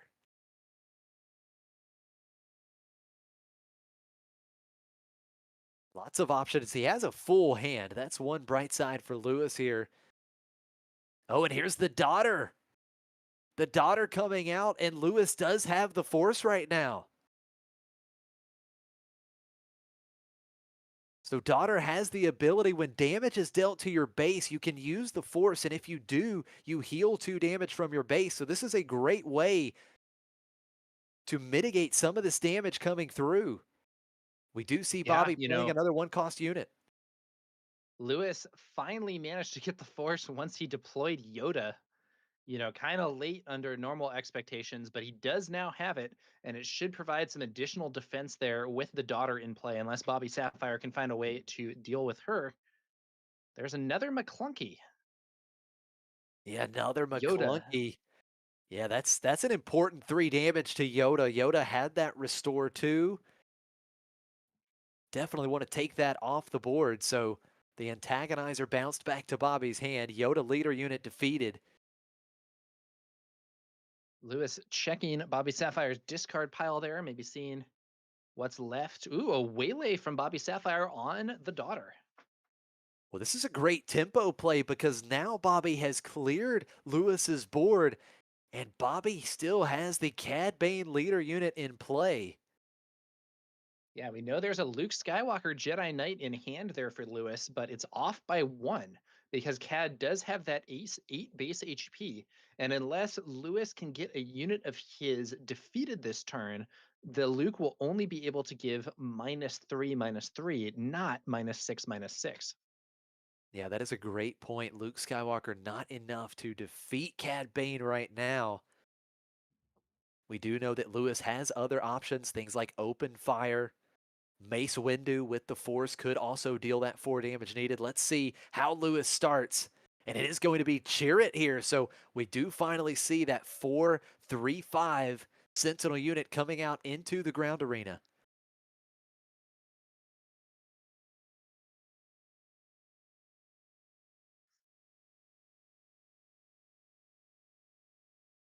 And now it's Aura Singh for Bobby. Aura Singh does have hidden, so cannot be attacked this phase.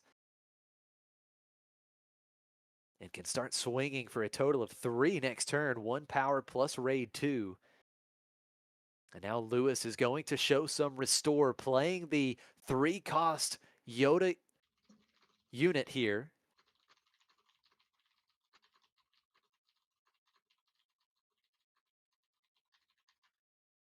The Cad Bane triggered ability was able to deal 2 damage to the Chirrut, and we see another McClunky. Tower, I believe that's all 3 McClunkies, if I'm not mistaken, for Bobby here in this first game, and Chirrut is defeated.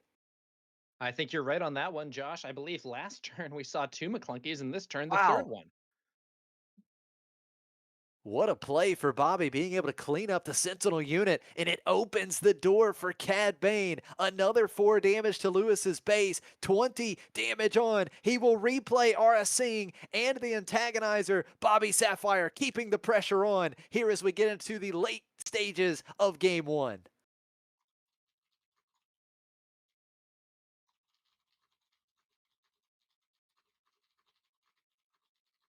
Lewis does have the initiative, but just with Yoda on board the 3-cost unit, he can restore 2, but Yoda by himself cannot take out any of these units with 1 action. Yoda only has 2 power.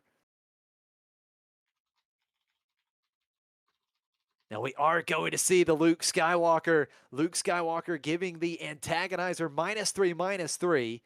So the antagonizer is defeated, and Lewis will be able to claim the bounty, drawing a card.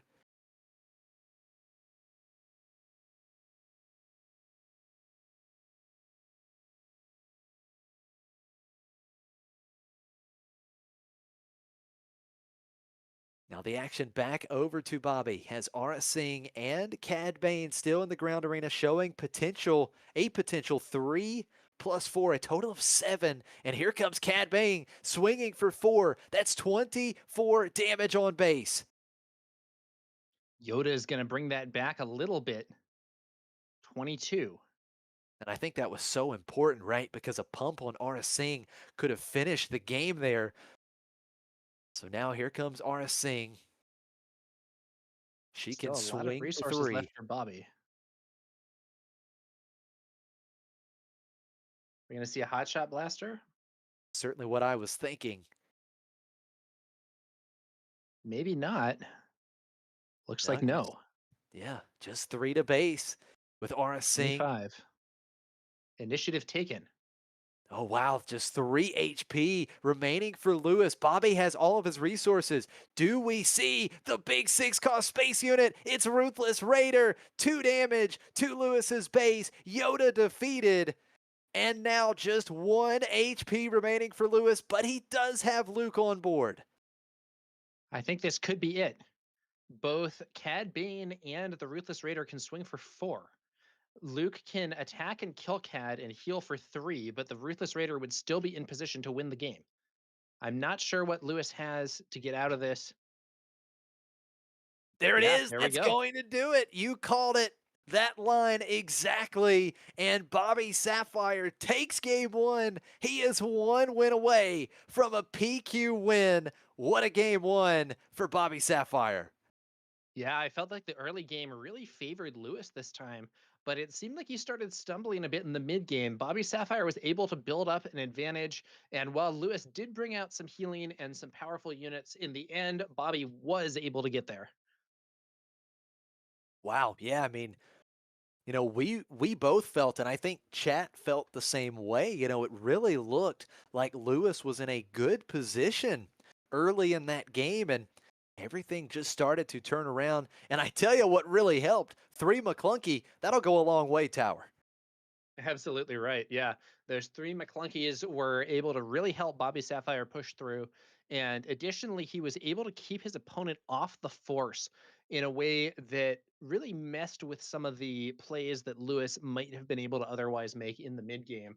But yeah, very interesting match, and we're gonna see what happens in the second game of this match. I believe Lewis likely is going to be siding in the bombing run, the grenade strikes, those other kind of anti-swarm cards that we were discussing earlier on, and we'll see if they can allow him to prevail here against Bobby Sapphire. Yeah, it is going to be interesting. We'll see if Lewis can even things up. But, you mentioned it, Tower. So important being able to keep these decks off the force. And Bobby has done a fantastic job of that throughout the last couple of matches. Now, do want to share something kind of interesting that Bobby shared with us before this match. In the sideboarding phase with this deck, he said it's all for show. There's no changes here. He's just making it look like he's making changes. He's struggling to make these difficult decisions of what to take out. But no, Bobby said it's all a bluff. It's all for show with these sideboarding decisions with this deck. So very interesting from Bobby Sapphire. But we know, Tower, with Lewis, he does have some very important cards. We talked about it before the start of this match. Those 2 grenade strike and that bombing run, I think, could go a long way in this particular matchup. Yeah, we'll have to see how it goes. Could You be know, interesting here. Grenade Strike, of course, could take out 2 units with 1 action. We know that Bobby Sapphire has multiple units that only have 1 HP, right? So the Grenade Strike, it deals 2 to 1 unit, then 1 to another unit within the same arena. So that could be a great 2-for-1 with Grenade Strike. And you also have the Bombing Run, right? If we see Bobby Sapphire able to swarm the board like he did in the semifinal match and like he did towards the end of this game 1, Bombing Run into the ground arena would really clean things up. So we'll see if that works out. Another thing is Rivals Fall. I think if Lewis is able to control the board relatively well early in the game as we get towards deploying these leaders, once Cad Bane is deployed, I think that Rivals Fall could be important as well because Bobby Sapphire was able to put in a lot of damage with Cad Bane in game 1.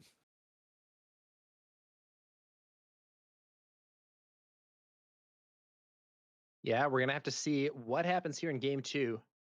Entrenched from Yoda could make an appearance against some of those space threats. Yeah. Yeah, that's a really Entrenched would good be a point. great answer to one of those ruthless raiders that we saw from Bobby Sapphire towards the end of that last game. Um, yeah, should be interesting to see just how this one is going to develop. Think that we might see Fell the Dragon leave the deck for Lewis. I think it does have it can be used against Zuckus, but I think is otherwise generally kind of dead against this sort of swarmy style of play. Yeah. No, I think you made an excellent point with entrenched and also the redemption, right? I mean, if we get to that point where, Lewis is able to get to a higher resource count, redemption could also be important. It could also just heal quite a bit of damage in one action. And it also is a space sentinel if we see things like the Mist Hunter, the IG-2000, the Ruthless Raider. So redemption certainly another sideboard card that is a very real option for Lewis. Both players, I Yeah, do believe. Redemption Medical Frigate, very real stabilizer card. Very, Yeah. very real.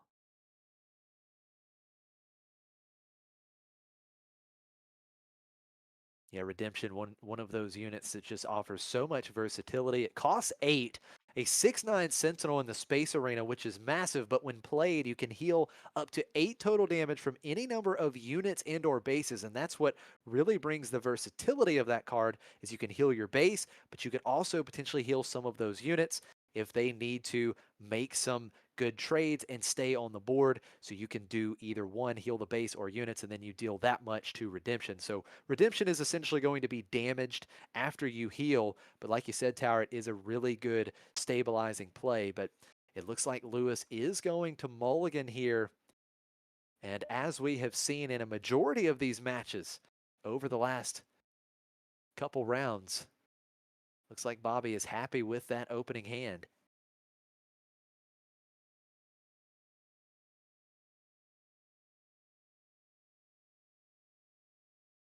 Yeah, should be interesting to see how this one goes.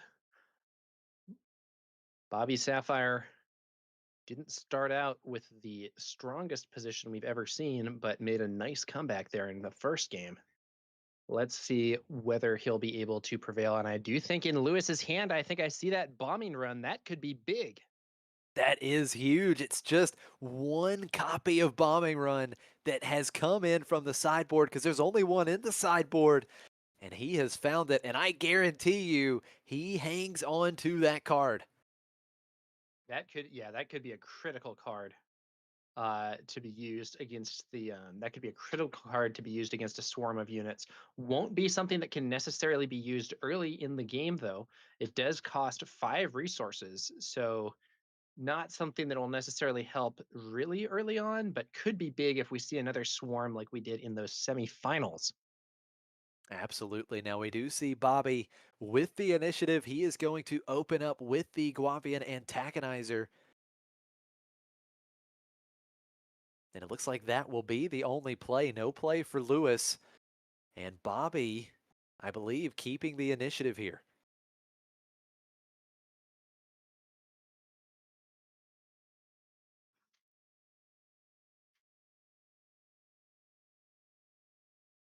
So I believe that Lewis may have just passed after the antagonizer, and then Bobby said, okay, I'll take the initiative.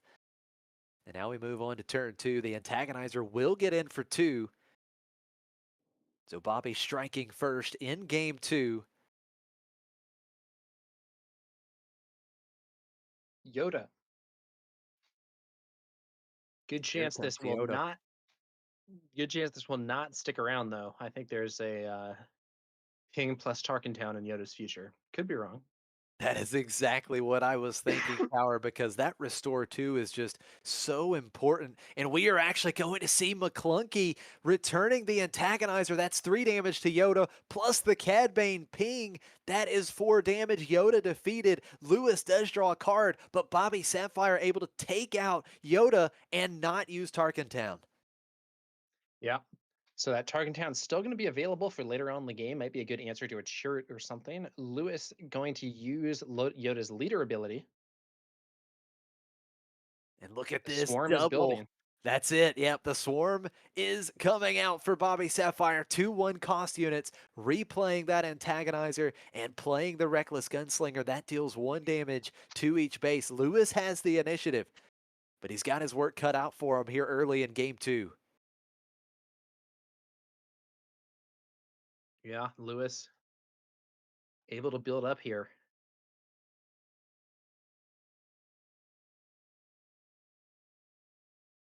Horde of angry guavas indeed. Lewis has the initiative, and he is going to start with the 2-cost force unit, the Secretive Sage.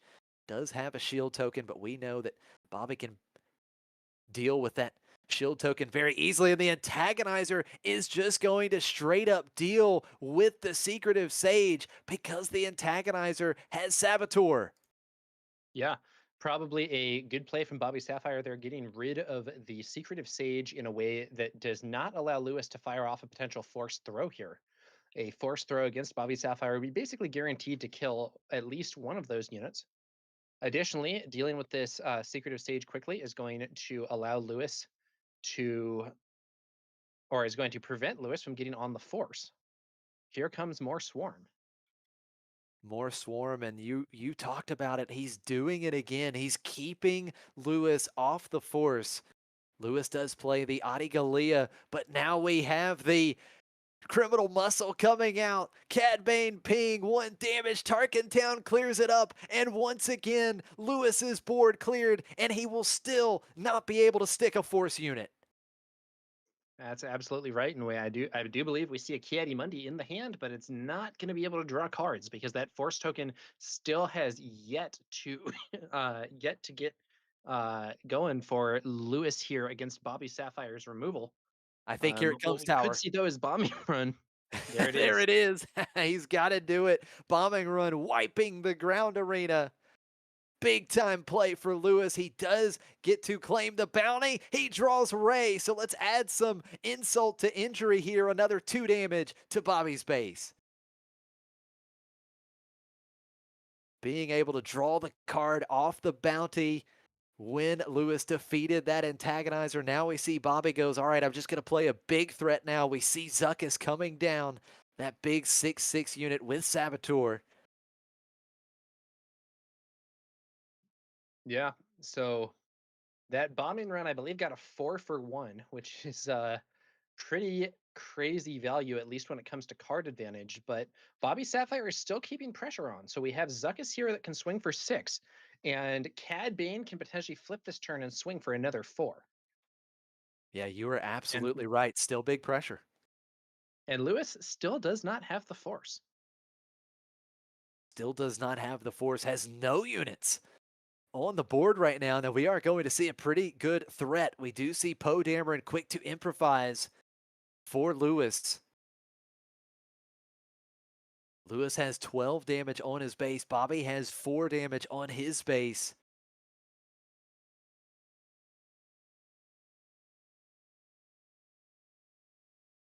It back over to Bobby, and again, no force units, so force throw here, not super effective for Lewis, would only be a discard.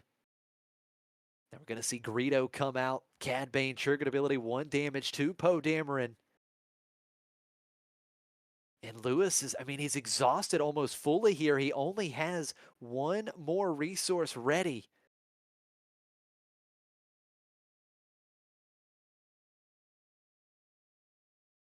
Cad Bane leader unit deployed. Lewis just claims the initiative. Bobby has the green light here. McClunky is going to be bounced back, or bounce Greedo back to hand. That's 3 damage to Poe Dameron. The Cad Bane triggered ability, 2 damage to Poe. Bobby's done it again. He's cleared that 1 unit on Lewis's side of the table. Lewis is really struggling here to get anything to stick at all. The bombing run 4-for-1 was pretty sweet, but he's going to need more than that if he wants to win this game. And Bobby Sapphire still developing board. Looks like an armed to the teeth on Cad Bane, swinging in there up to 18 damage on Lewis's base. Lewis is in big trouble. Absolutely brutal for Lewis. That was a great play for Bobby. 3 McClunky in game 1. We'll follow it up with 2 McClunky in game 2, and that McClunky has generated so much tempo for Bobby. Lewis has the initiative, but we need a big stabilizing turn for Lewis. It's an immediate flip. Oh, that's a big one. When deployed, Yoda discarding the top card. Its rivals fall, and that is going to defeat Zuckuss. That's a pretty good start for Lewis. Yeah, I think Lewis sees that he is in a lot of trouble here, needs to blind flip Yoda and just hope that he hits something that can clear Zuckuss. He does get it, but I don't even know if that's going to be enough. There's 24 damage on his base now. He has to kill Cad this turn. And even then, Bobby Sapphire might develop additional threats. So Yoda starting the process, 4 damage to Cad Bane leader unit, restoring 2, back down to 22 damage, but here is the Ruthless Raider, that's 2 damage to Yoda, and Lewis is back to 24 damage on his base. And now both of these units are threatening with Fatal. Yeah, I'm trying to think of what Lewis could have to save him here. We could potentially see, maybe an entrenched on the Ruthless Raider to deal with that relatively efficiently, but he would still need something that could get 4 damage onto Cad Bane. How could he take care? I mean, so he could just claim and swing with Yoda, and the Restore will take him out of range of the Ruthless Raider. It looks like that's what he's going for here. He does just claim Bobby is able to further develop with Greedo. Lewis has the initiative, but he has so much work to do. What is this opening play? There's the redemption. Redemption is going to heal some damage here. He can heal up to 8 damage. You've got to be careful, though, because, well, we'll see what happens. There is a concern of getting pinged off. Yeah, and that's exactly 6 what he's damage playing on around. redemption. Yeah, so if Bobby Sapphire plays an Underworld card, he can put Lewis can put 2 damage on redemption and it's still alive. Let's see what happens next. Now, Lewis is also, I believe, completely out of resources with that redemption medical frigate. Greedo trading for Yoda. That means Yoda's not going to get a chance to restore this turn. Yeah, no restore. Big, strong play for Bobby. Very good. Yeah. And look at this. It's Waylay. He bounces the redemption back, and that is going to do it. There's the handshake. And Bobby Sapphire, after so much work, he has been to the top cut so many times. He is a planetary qualifier champion. Bobby Sapphire finally winning a PQ. Very well done. He really dismantled this Yoda deck, and I was especially impressed by that first game where I thought that his start was looking pretty grim, but he was able to push through and pick up that win nevertheless. What Well a done, Bobby fantastic match. Sapphire. Yes, sir. Absolutely. Hats off And to Bobby, and great run for Lewis, too. What a run. yeah, both of these players scoring a fair amount of qualifier points. Bobby Sapphire is now qualified for Worlds next year, or the Galactic Championship rather. Lewis adds a fair number of points to his tally. But yeah, Bobby Sapphire, like you said, Josh, has played in a large number of PQs, frequently would make the top cut, and I think multiple times even the finals, but this is the first time that he gets the win. Huge. Very big, definitely feels very earned to me. Very active, competitive player, finally getting that top placement. Oh, absolutely. I totally agree with you. Bobby's so deserving. Both of these players are, but Bobby has been there so many times. He's been to the final table so many times, and now he has that win under his belt. What a performance. What a clinic put on by Bobby over the last 2 matches. Absolutely fantastic. We saw Lewis. He had the bombing run. He had some of those answers that he brought in out of the sideboard, but it wasn't enough. There he is. Bobby, you have done it. Bobby Sapphire. Congrats, man. I can see it in your face. All the hard work. You've been there so many times. Now you're a champion. You guys have cast me losing so many times. And I did hear you call me Bomby. You're just thinking about that bombing run. I was, yep. That was crazy. No, it's all good, dude. It's hilarious. Yeah, I've played a lot of these. Feels good to finally get one.